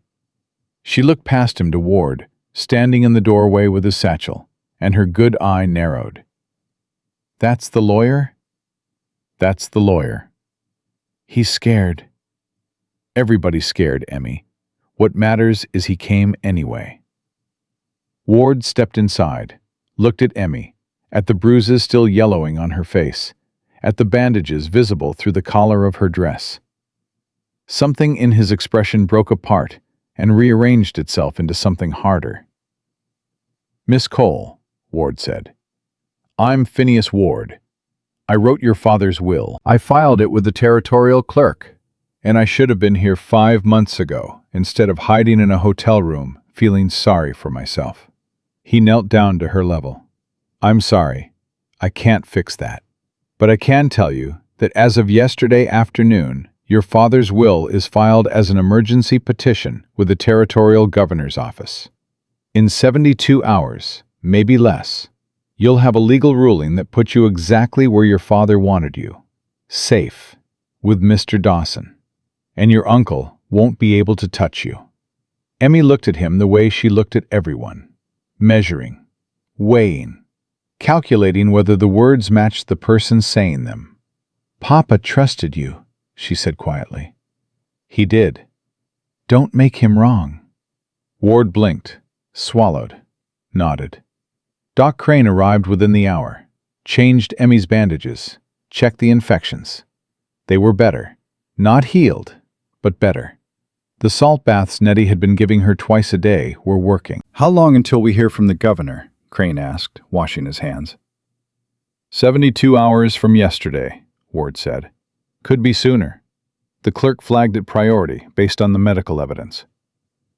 "We might not have 72 hours, Nettie said from the window. She hadn't put the shotgun down since Caleb arrived. "Darius has been in the saloon all morning, buying drinks, telling stories. Same thing he did before he came here with the torch." "What kind of stories?" Caleb asked. "The kind where you're a dangerous drunk who kidnapped a child. The kind where Emmy's a liar who makes up tales for attention. The kind where he's just a concerned uncle trying to do right by his dead brother's girl, and the whole town's being fooled by a broken-down carpenter with a grudge." Nettie's jaw tightened. "He's good at it. People believe what they want to believe, especially when the man telling them is buying the whiskey." "How many does he have?" "Last count, 15, maybe 20. "Some are his hired men. The rest are just townspeople, scared, confused, looking for somebody to tell them what to do." She paused. "He told them the 10 days are up. Said Marshal Briggs has no choice but to arrest you and return Emmy by force if you don't surrender her. The 10 days aren't up until tomorrow. Since when do facts matter to a mob?" Caleb looked at Ward. "Can we do anything legally before the governor's ruling comes?" "I can file a temporary restraining order with the local court, but that means going through Judge Plimpton, and Plimpton is Darius's man. He'll deny it. Then we hold. We hold until the ruling comes." "And if the mob comes first?" Caleb didn't answer that, because there was no good answer. 6 people in a carpenter's shop against 20 men whipped into righteous fury by a desperate liar with free whiskey. The math was simple, and the math was bad. "I'll stay," Crane said. "Whatever happens, I'm here. My medical report is filed. My testimony is on record. If they want to take that girl, they go through me." "And me," Nettie said. She chambered around. The sound was final. "Ma," Willie said from the floor. His voice was thin but steady. "I'm staying too." "You're 12. "I'm staying too." Nettie looked at her son. Something moved across her face. Pride and terror and the specific agony of a mother watching her child become brave at exactly the moment she wished he wouldn't. "Lord help us all," she said quietly. They spent the afternoon preparing, barred the windows, reinforced the door. Caleb checked his revolver, the old one from the war. 6 bullets. He counted them twice, hoped he wouldn't need any, knew he probably would. Emmy sat in the corner with Biscuit and Willie. She was quiet, had been quiet since Caleb came back, watching everything, processing everything, the gears turning behind that one good eye in ways that no 8-year-old should need to think. "Mr. Dawson," she said. "Yeah, if they come. If there's too many." She paused, chose her words with the terrible care of a child who'd learned that words had weight. Don't let him take me back alive." The room went silent. Caleb crossed the floor, knelt in front of her, took both her hands in his, the right one steady, the left with its crooked fingers curving around her small palm. "Listen to me," he said. His voice was rough and low and shaking with something that was not fear.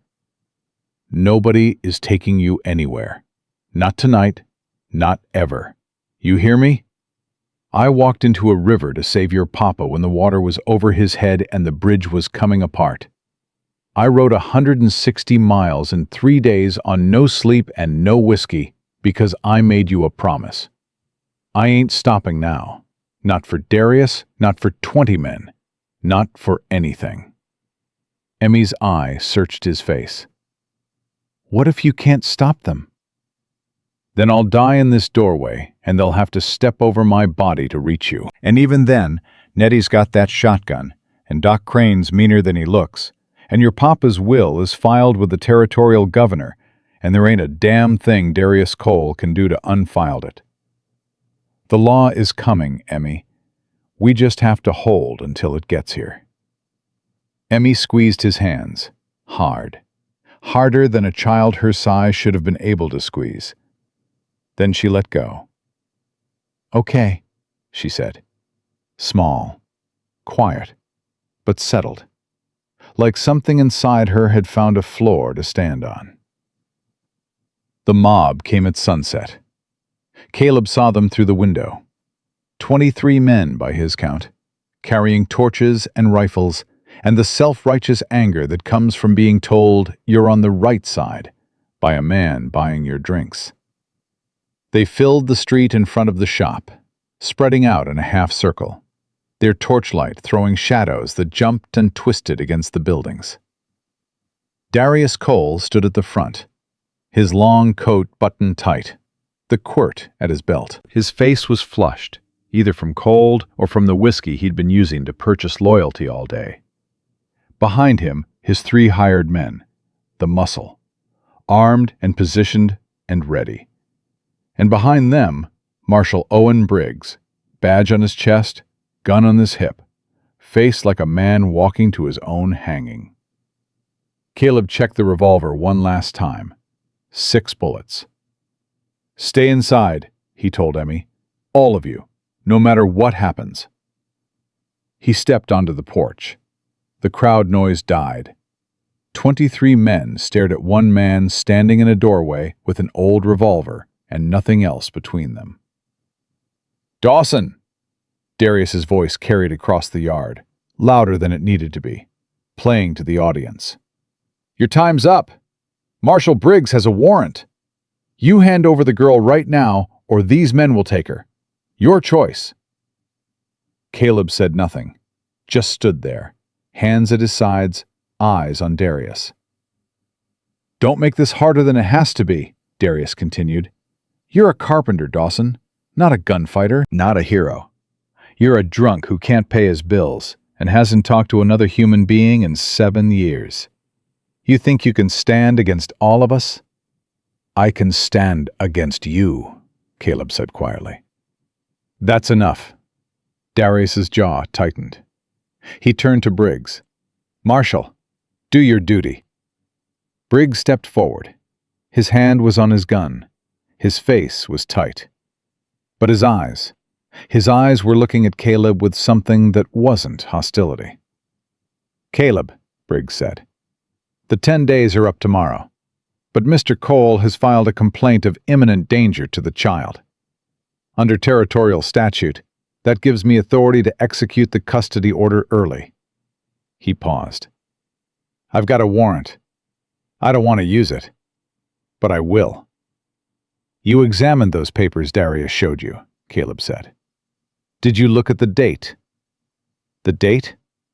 His guardianship petition was filed October 3rd, 2 weeks after Samuel Cole died. Caleb kept his voice steady, loud enough for the crowd. "Samuel Cole's will was filed April 1st, 5 months before. Filed legally, notarized, with the territorial clerk's office. Names me as Emmy's guardian, names the ranch as hers. Murmur through the crowd. "That's a lie," Darius said sharply. "There is no other will." "There is, and it's filed. Emergency petition with the territorial governor. Should have a ruling by tomorrow." "He's stalling," Darius said to the crowd. "Making up stories, forging documents. This is what desperate men do. This is what drunks do when they need a cause to justify their miserable existence." "Then let's wait," Caleb said. "One more day. If the governor rules in your favor, I'll hand her over myself. Walk her right out this door. No argument. And if he doesn't, then you're going to prison for what you did to that child." Darius's composure slipped. Just a crack, but the crowd saw it. Several men shifted their weight, lowered their torches an inch. "Marshal," Darius said tightly. "Execute the warrant." Briggs stood still. His eyes went from Caleb to Darius to the crowd and back. "One day," Briggs said slowly. "If there's really a petition with the governor, I can verify it by telegraph tonight. If it's real, we wait. If it's not, I execute the warrant tomorrow morning." "That's not what I'm paying you for," Darius snapped. The words hung in the air. Briggs turned to Darius, slowly. "What did you say?" Darius caught himself, but too late. The crowd had heard it. Paying. Not asking, not requesting. Paying. "I misspoke," Darius said quickly. "I meant—" "You said what you meant," Caleb said, loud enough for every man in the street. "You've been paying for everything. Paying for Judge Plimpton, paying for guardianship papers, paying for silence, paying for the men who threatened Samuel's lawyer, paying for whatever happened to Samuel on that flat road. That's slander." "Is it?" Doc Crane stepped out onto the porch behind Caleb, his medical bag in one hand, his report in the other. "Because I examined Samuel Cole's body. The break pattern on his neck wasn't consistent with a fall from a horse.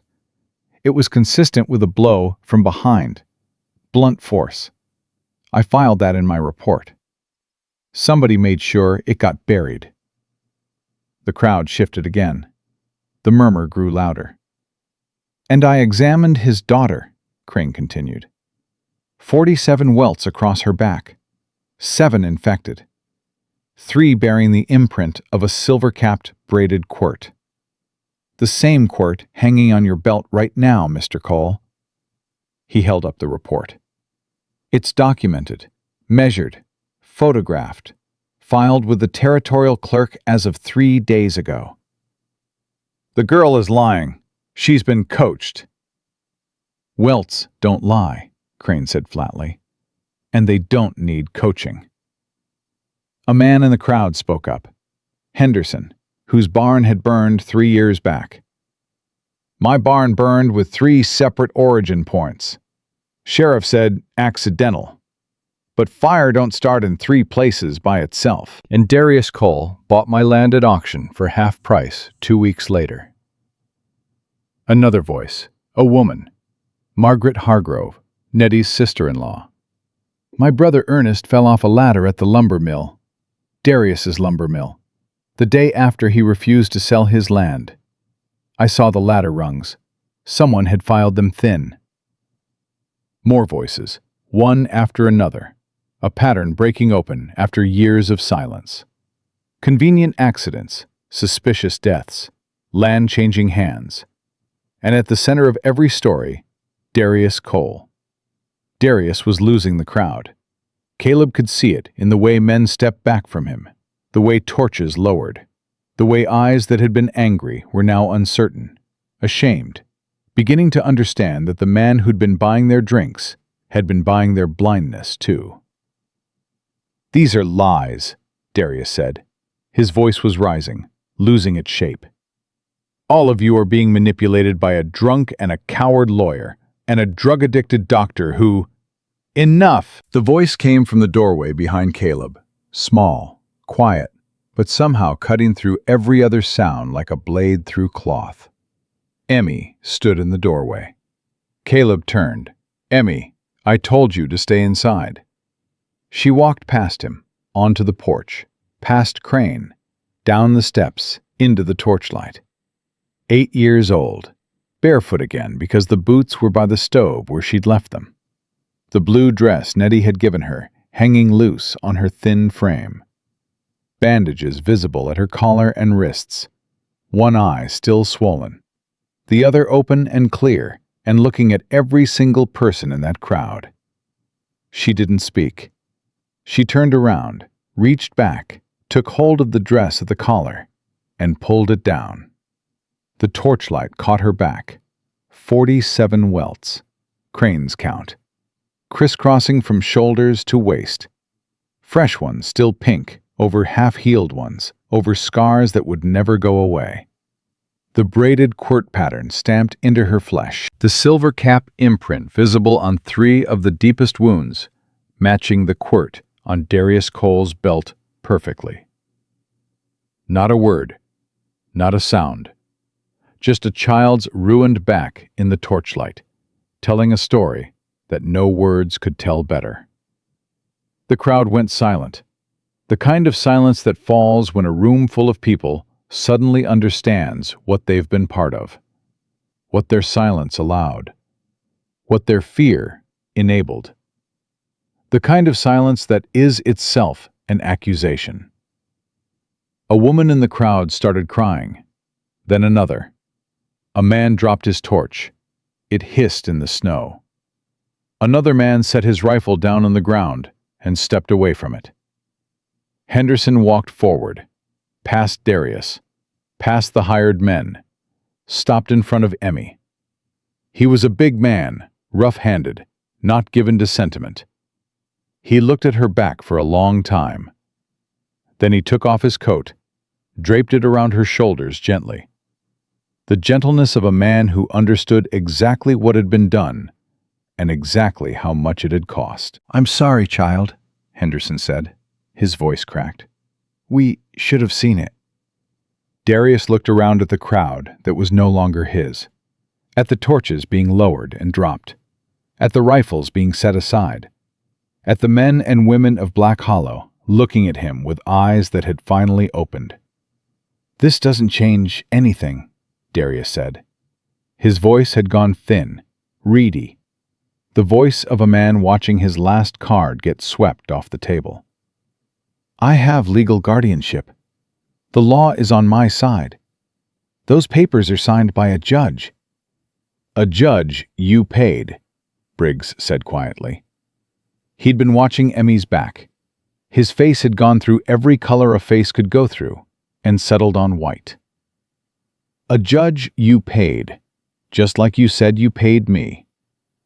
"I didn't mean—" "I've been a fool," Briggs said. "I looked at those papers, and I took them at face value because that's what lawmen do. We trust the system. But the system's been bought." He looked at Caleb. "I'll verify the petition by telegraph tonight. If it's legitimate, the warrant is void." "It's legitimate," Ward said, stepping out with his satchel. "I filed it myself.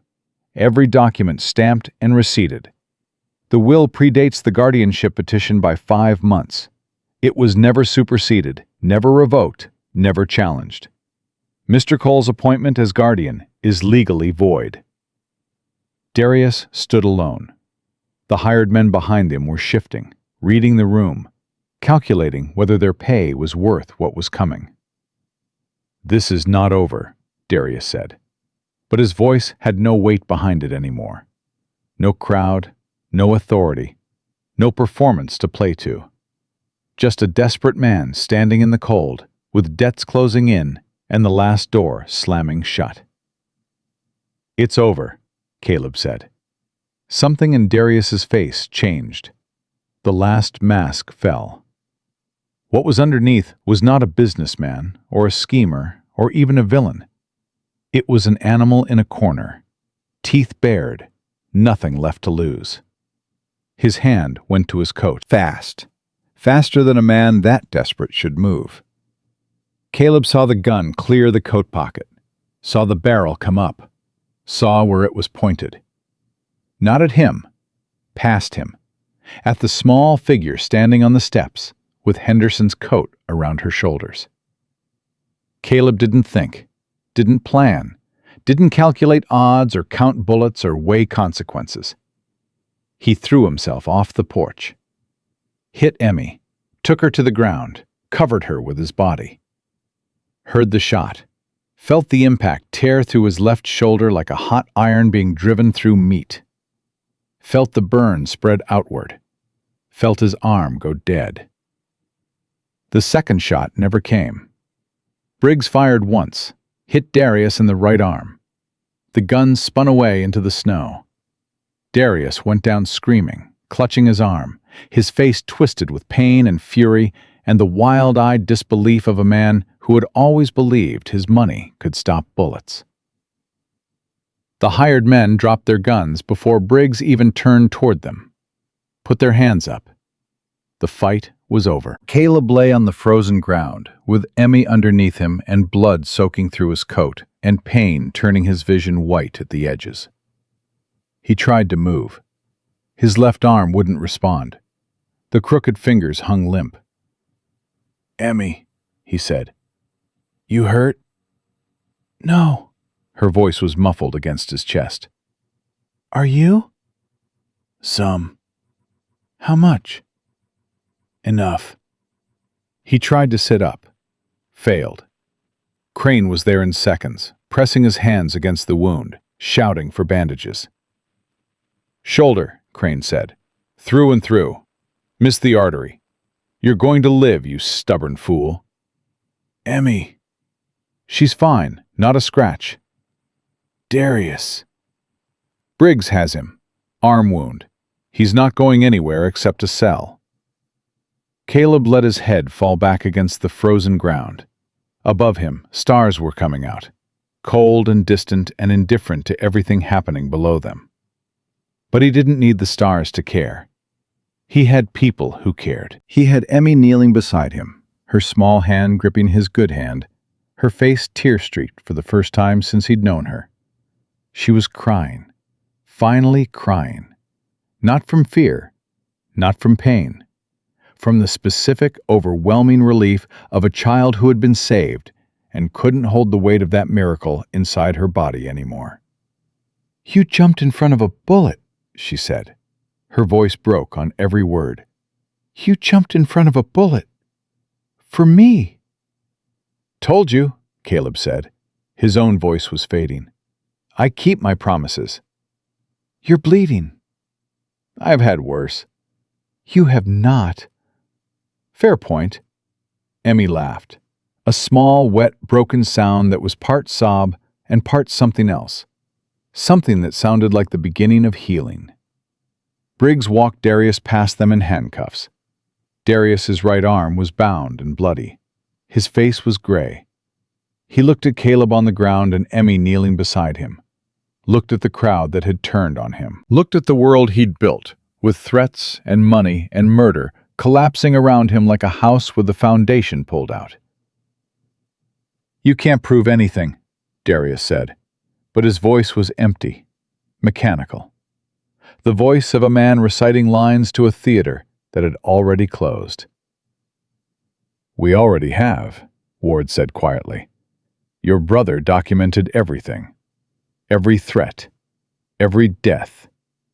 Your own hired man will testify about Samuel's wagon once he understands the alternative is hanging alongside you." They took Darius away. The crowd parted for him and closed behind him, and nobody said a word, and the silence was louder than anything that had been said all night. Crane got Caleb inside, onto the workbench, started working on the shoulder. Emmy wouldn't let go of his hand. Crane worked around her, cleaned the wound, packed it, bandaged it tight.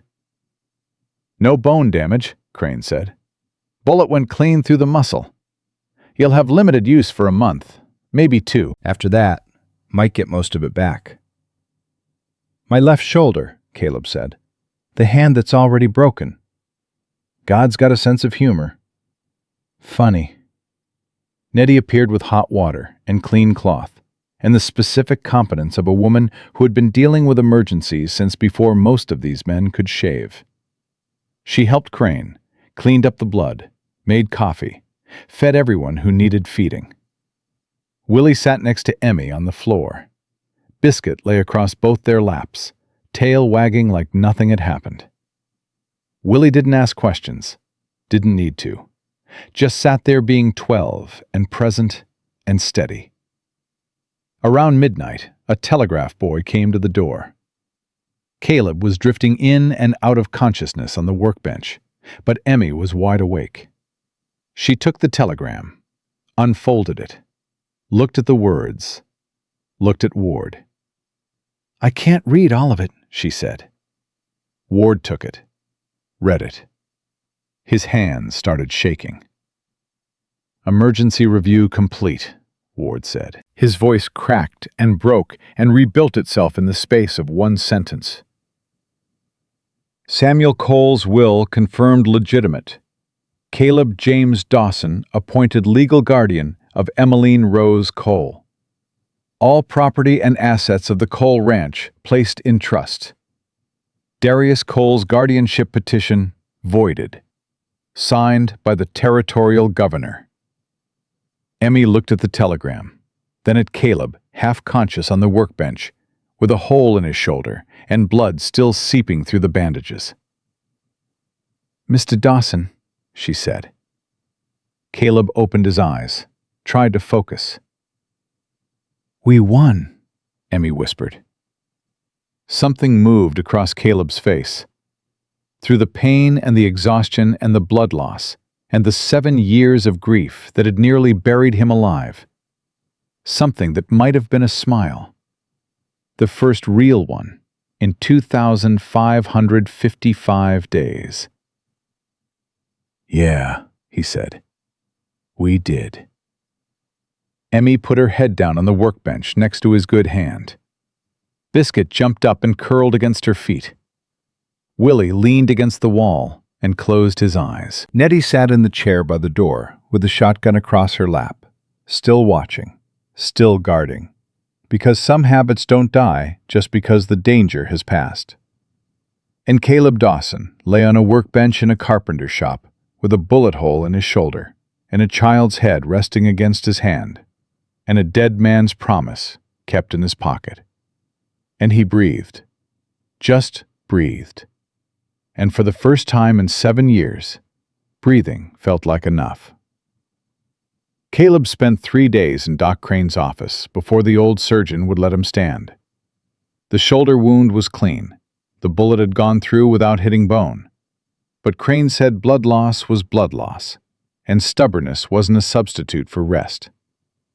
Emmy came every morning, walked from the shop to Crane's office with Biscuit at her heels and Willie 2 steps behind. She brought coffee that Nettie had made and bread she'd sliced herself, and she sat in the chair beside the examination table and didn't leave until Crane told her visiting hours were over, which was a thing Crane invented specifically because Emmy would have sat there all night if he let her. "You don't have to come every day," Caleb said on the second morning. "I know. Crane says I'm fine." "You got shot." "People get shot all the time out here." "Not for me, they don't." Caleb looked at her. The swelling around her eye had gone down to almost nothing. Yellow-green bruising still, but fading. Her face was filling out. 3 days of Nettie's cooking had put color back in her cheeks and weight back on bones that had been too visible for too long. She looked like a kid. For the first time since she'd fallen through his door, she looked like what she actually was. 8 years old. Sitting in a chair with her feet not quite reaching the floor, holding a cup of coffee she was technically too young to drink, with a dog asleep under her chair and a friend waiting outside. "How's Willie?" Caleb asked. "He talks too much." Emmy sipped her coffee. "But he's okay." "You two getting along?" "He showed me how to throw a rope. I showed him where the good fishing holes are on the creek." "He's terrible at fishing."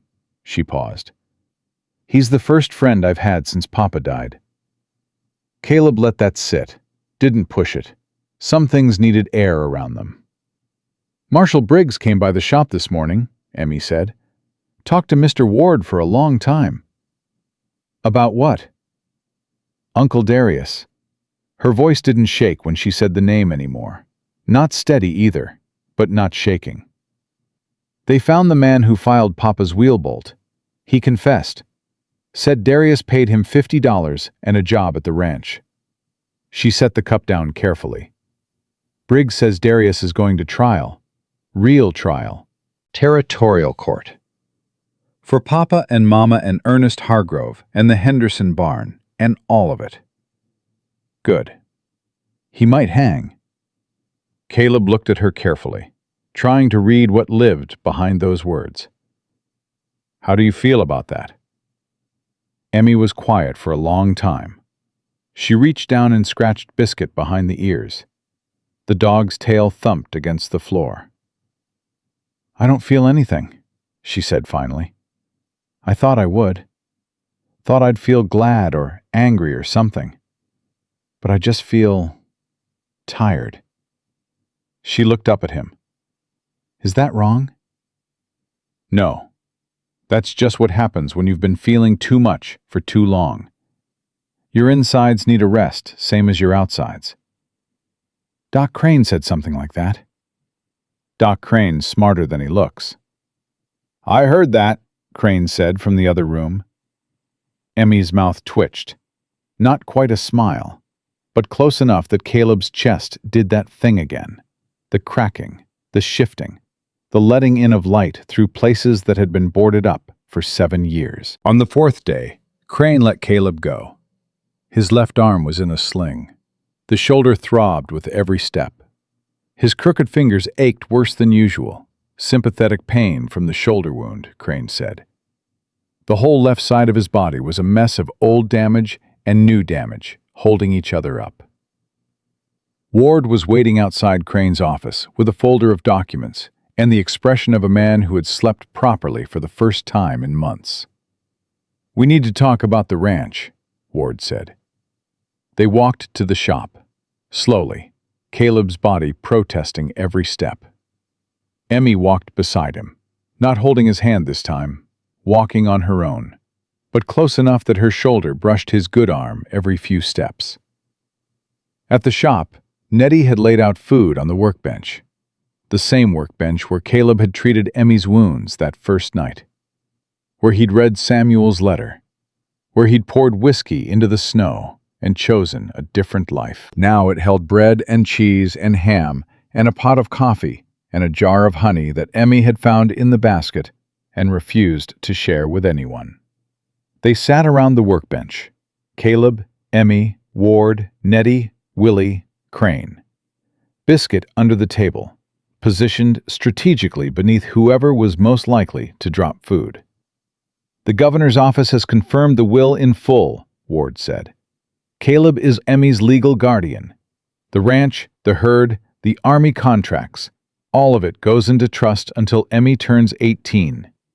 Caleb administers the trust." He opened the folder. "Darius's assets have been frozen pending trial. The territorial court has appointed a receiver to manage his property. Everything he acquired through fraud or coercion is being reviewed." "The families," Nettie said. "Henderson, the others. What happens to their land?" "If the court finds Darius acquired it through criminal means, it reverts to the original owners or their heirs. Henderson could get his property back. Margaret could get Ernest's land back." Ward paused. "It's not guaranteed. Courts are slow. But the evidence is strong." "What about the shop?" Caleb asked. He'd been avoiding this. The letter from the bank was still on the workbench, buried under Nettie's bread basket. $175. Past due. "I spoke to the bank manager this morning," Ward said. "Turns out Darius Cole held a significant stake in the Black Hollow Bank. With his assets frozen, the bank's board has agreed to forgive your debt as a gesture of goodwill." He allowed himself a thin smile. Goodwill and the desire to not be associated with a murderer. Caleb stared at him. The debt's gone? The debt's gone. Caleb looked at the letter, at the number that had been crushing him for months. $175. Gone. Like it had never existed. Like the weight he'd been carrying had been cut loose and dropped into a river. "The shop is yours," Ward said. "Free and clear." "I don't need the shop," Caleb said. Everyone looked at him. "I need the ranch." He looked at Emmy. "If that's all right with you." Emmy looked back at him. Her good eye, the one that had measured every person who'd come near her since the night she fell through his door, measured him one more time. "It's your home too," she said. "Papa wanted it that way." They moved to the Cole Ranch 2 weeks later. Caleb's shoulder was still healing. His arm was still in the sling. He couldn't lift anything heavier than a coffee cup with his left hand. But he could walk. He could think. He could plan. And he could stand in the doorway of the ranch house that Samuel and Virginia Cole had built and feel something he hadn't felt in 7 years. Home. The house was exactly as Samuel had left it. Furniture in place, pictures on the walls, Virginia's china in the cabinet, Samuel's boots by the back door, still carrying dried mud from his last ride. Emmy walked through the rooms slowly, touching things. The kitchen table where they'd eaten breakfast, the chair where her father read at night, the windowsill where Copper the cat used to sleep. "Copper," Emmy said suddenly. She turned to Caleb. "When I ran away, Copper was in the barn. The guards wouldn't let me take him." "We'll find him." "What if he's gone?" "Then we'll find him anyway."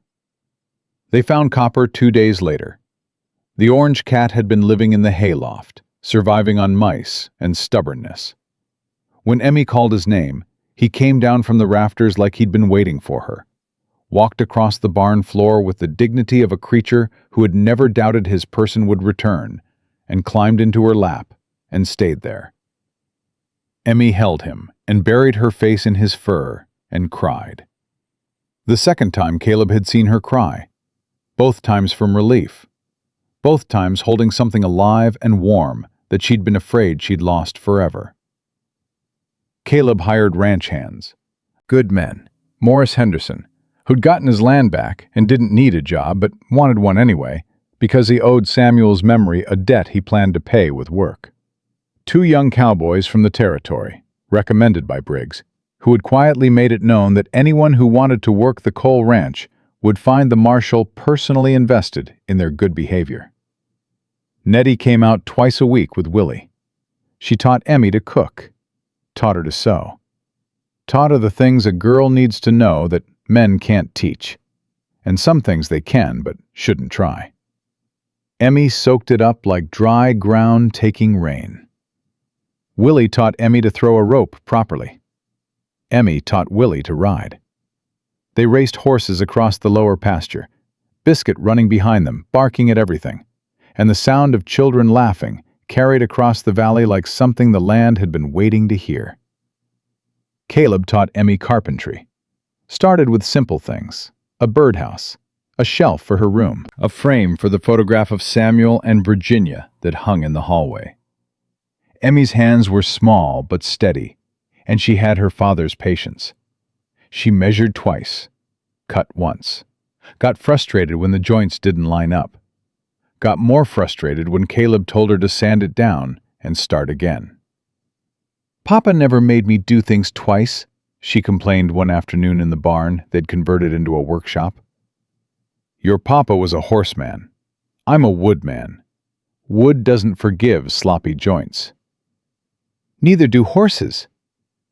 "Fair point. Sand it again." She sanded it again. The birdhouse turned out crooked. Emmy hung it on the porch anyway. A sparrow moved in within a week. "See," Emmy said, "the bird don't care if it's crooked." The bird has low standards. The bird has a home. That's what matters. Caleb looked at her. She looked back. And this time, she smiled. A real smile. Full and open and reaching all the way to both eyes, even the one that still carried a faint shadow of yellow from the bruise that had finally completely healed. It was the most beautiful thing Caleb had seen in 7 years. 6 months after the night Emmy fell through his door, Caleb rode up to the hill above Black Hollow.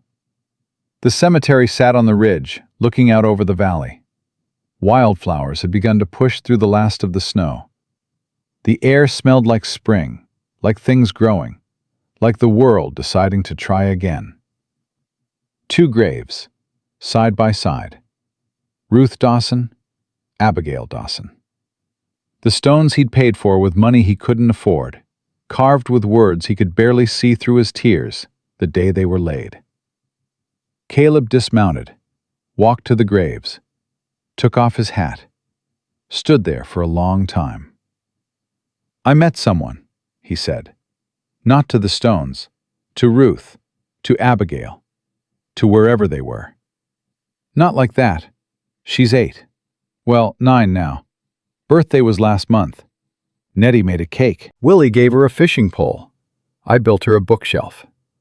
He knelt down, touched Ruth's headstone with his right hand.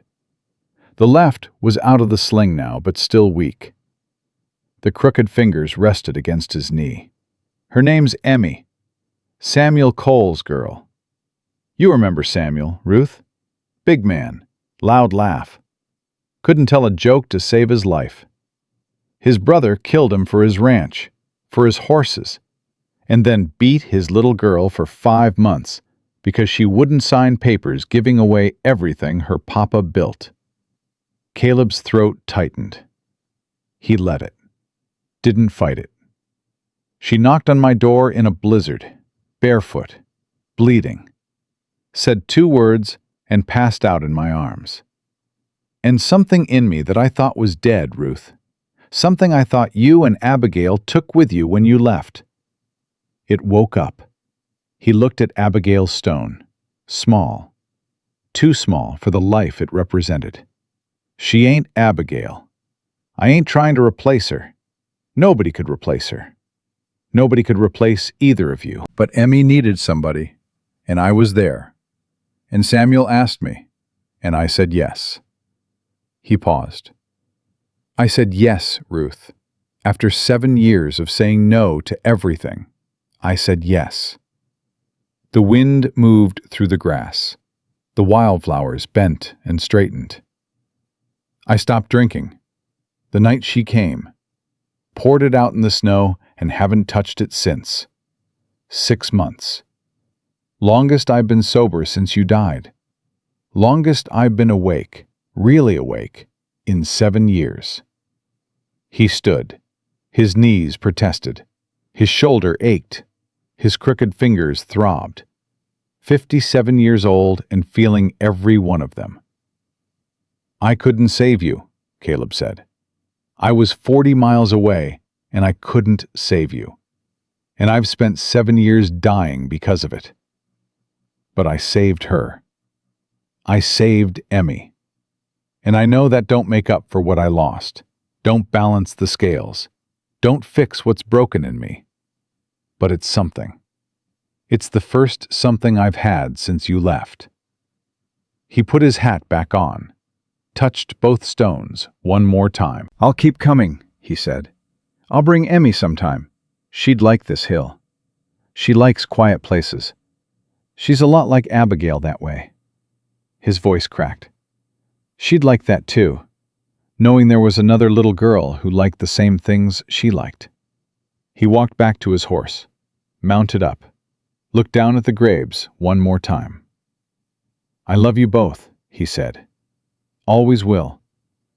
But I'm done dying, Ruth. I'm done. It's time to live again. You'd want that for me.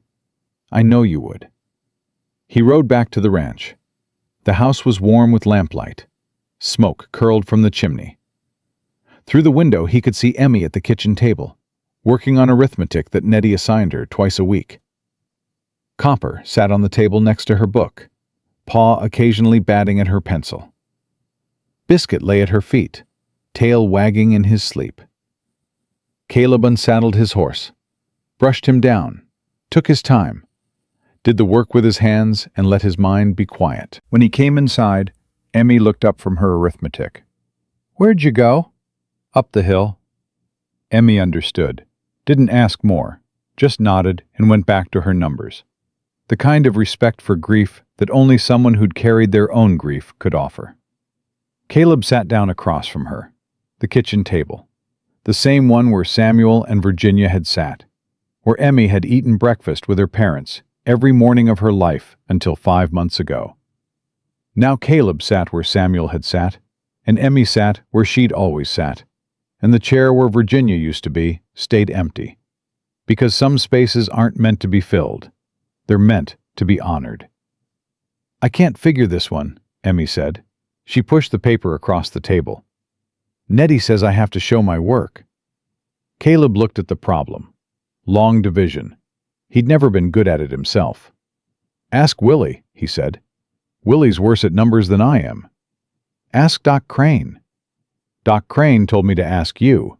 Caleb picked up the pencil, looked at the numbers, tried to remember how long division worked. Found that he couldn't. Tried again. Emmy watched him struggle with the expression of a child who has just discovered that adults don't know everything. "You can't do it either," she said. "I'm a carpenter. I measure things. I don't divide them." Emmy took the pencil back, stared at the problem, chewed on the eraser.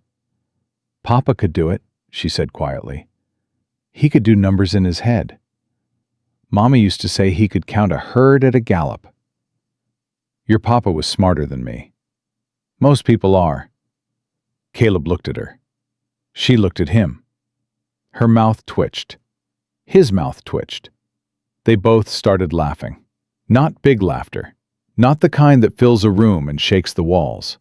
Small laughter. The kind that two people share when they've been through something terrible together and come out the other side, and found that the other side has arithmetic problems and bad coffee and a cat that won't stop sitting on the table. The kind of laughter that means we're okay. Not perfect, not healed, but okay. Emmy went back to her numbers. Caleb picked up the newspaper. Comfortable silence. The kind that exists between people who don't need to fill every moment with sound, because the presence itself is enough. Around 9 o'clock, Emmy closed her book. "I'm going to bed." "Sleep well." She stood, started toward the stairs, stopped, turned around. "Mr. Dawson?" "Yeah?" "I used to have nightmares every night. About Uncle Darius, about the quirt, about the sound his boots made coming down the hallway." She paused. "I haven't had one in 3 weeks." Caleb set down the newspaper. "That's good, Emmy." "I dream about Papa now sometimes, and Mama. Good dreams. Dreams where we're all at the table, and Papa's doing numbers in his head, and Mama's laughing at him." She looked at the empty chair. "And sometimes you're there too, at the table, with your crooked hand and your bad coffee, and it doesn't feel wrong. It feels like how it's supposed to be." Caleb's throat closed up. He couldn't speak, didn't trust himself to try. "Good night, Mr. Dawson." "Good night, Emmy." She went upstairs. He heard her moving around in her room, heard Copper meow as she picked him up, heard the bed creak as she lay down, heard the house settle into the specific quiet of a home with a child sleeping safely in it. Caleb stayed up a while longer, checked the locks, banked the fire, filled the water pitcher for morning, moved through the house doing the small tasks that keep a home safe and warm, the tasks of a man who had something worth protecting. He stopped at the front door, looked at the horseshoe he'd forged and hung above the frame last week. He and Emmy had made it together in the barn workshop. She'd held the tongs. He'd struck the metal with his good hand, the right one, while the left, with its crooked fingers, steadied the work. Together they'd shaped something strong from raw iron and heat and patience. Underneath it, carved into the wood in Emmy's careful handwriting, were words they'd chosen together. built on promise, kept by love. Caleb touched the words with his fingertips. The wood was smooth under his scarred hands.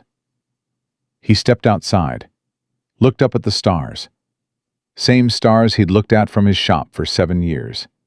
Same cold, distant, indifferent lights. But they looked different from here.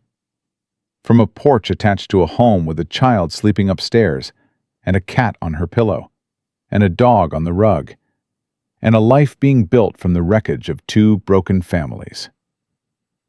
"Thank you, Samuel," Caleb said to the night, "for trusting a broken man with the most important thing in your world, for believing I could be more than what I'd become, for giving me a reason." The wind moved through the valley. The horses stirred in the barn. The creek that ran through the lower pasture made its steady sound, the sound of water moving forward, because that was what water did. It didn't stop. It didn't go back. It kept moving through whatever landscape it found, carving new paths when the old ones closed. Caleb went inside, closed the door, locked it. He climbed the stairs, past Emmy's room. The door was open a crack, the way she liked it now. Not closed and locked from inside like those first nights. Open, because she wasn't afraid anymore. Because she knew the man on the other side of that door would die before he let anything hurt her again. Through the gap he could see her sleeping, copper curled against her chest, one hand hanging off the bed, fingers slightly open, relaxed. The fingers of a child who wasn't bracing for anything, wasn't clenching, Wasn't protecting herself, just sleeping. Caleb pulled the door closed to where she liked it, that exact gap. He knew the measurement by heart now. 3 inches. Enough to hear the house. Enough to feel safe. Enough to know she wasn't alone. He went to his room, Samuel and Virginia's room. He'd resisted it for the first month, slept in the spare room, felt wrong taking their bed, their space. But Emmy had asked him to. "This is your house now, too," she'd said. "Papa would want you in their room. He'd want someone in it who deserved it." Caleb sat on the edge of the bed, pulled off his boots, set them beside the door the way Samuel used to. The left boot always went first, the right boot second. A habit he'd picked up from the man whose home he now lived in, whose daughter he now raised, whose trust he carried like a weight and a gift at the same time. He looked at his hands in the lamplight. The right one, strong and capable, scarred from 20 years of carpentry and one desperate fight to save a child. The left one, broken and crooked, 2 fingers permanently bent, weakened further by a bullet that had been meant for Emmy. Both hands had done their work. Both hands had kept their promises. Caleb blew out the lamp, lay back in the darkness, pulled the quilt up. The quilt Virginia Cole had sewn. The bed Samuel Cole had slept in. The room that held the memory of a family that had trusted him with their most precious thing. Tomorrow he would wake to the sound of Emmy making coffee downstairs. Badly. Too weak. Too much sugar. But she was learning. He would come down and she would hand him a cup and he would drink it and tell her it was getting better, which was true. And they would eat breakfast at the table with the empty chair and the cat and the dog and the arithmetic book. And then they would go out and work the ranch and feed the horses and fix whatever needed fixing, because there was always something that needed fixing on a 1,200-acre spread. And it would be ordinary, completely ordinary. The kind of ordinary that Caleb Dawson had once had, and lost, and thought he'd never have again. The kind of ordinary that people only recognize as miraculous after it's been taken from them. He had it back. Different than before. Different people, different house, different life. But the same warmth. The same purpose. The same reason to set his boots by the door at night and reach for them again in the morning. Caleb Dawson closed his eyes. For the first time in 2,555 days, he slept without dreaming of fire, without reaching for a bottle, without wishing the night would last forever, so he wouldn't have to face another empty morning. He slept like a man who had kept every promise that mattered. And when morning came, he was ready for it.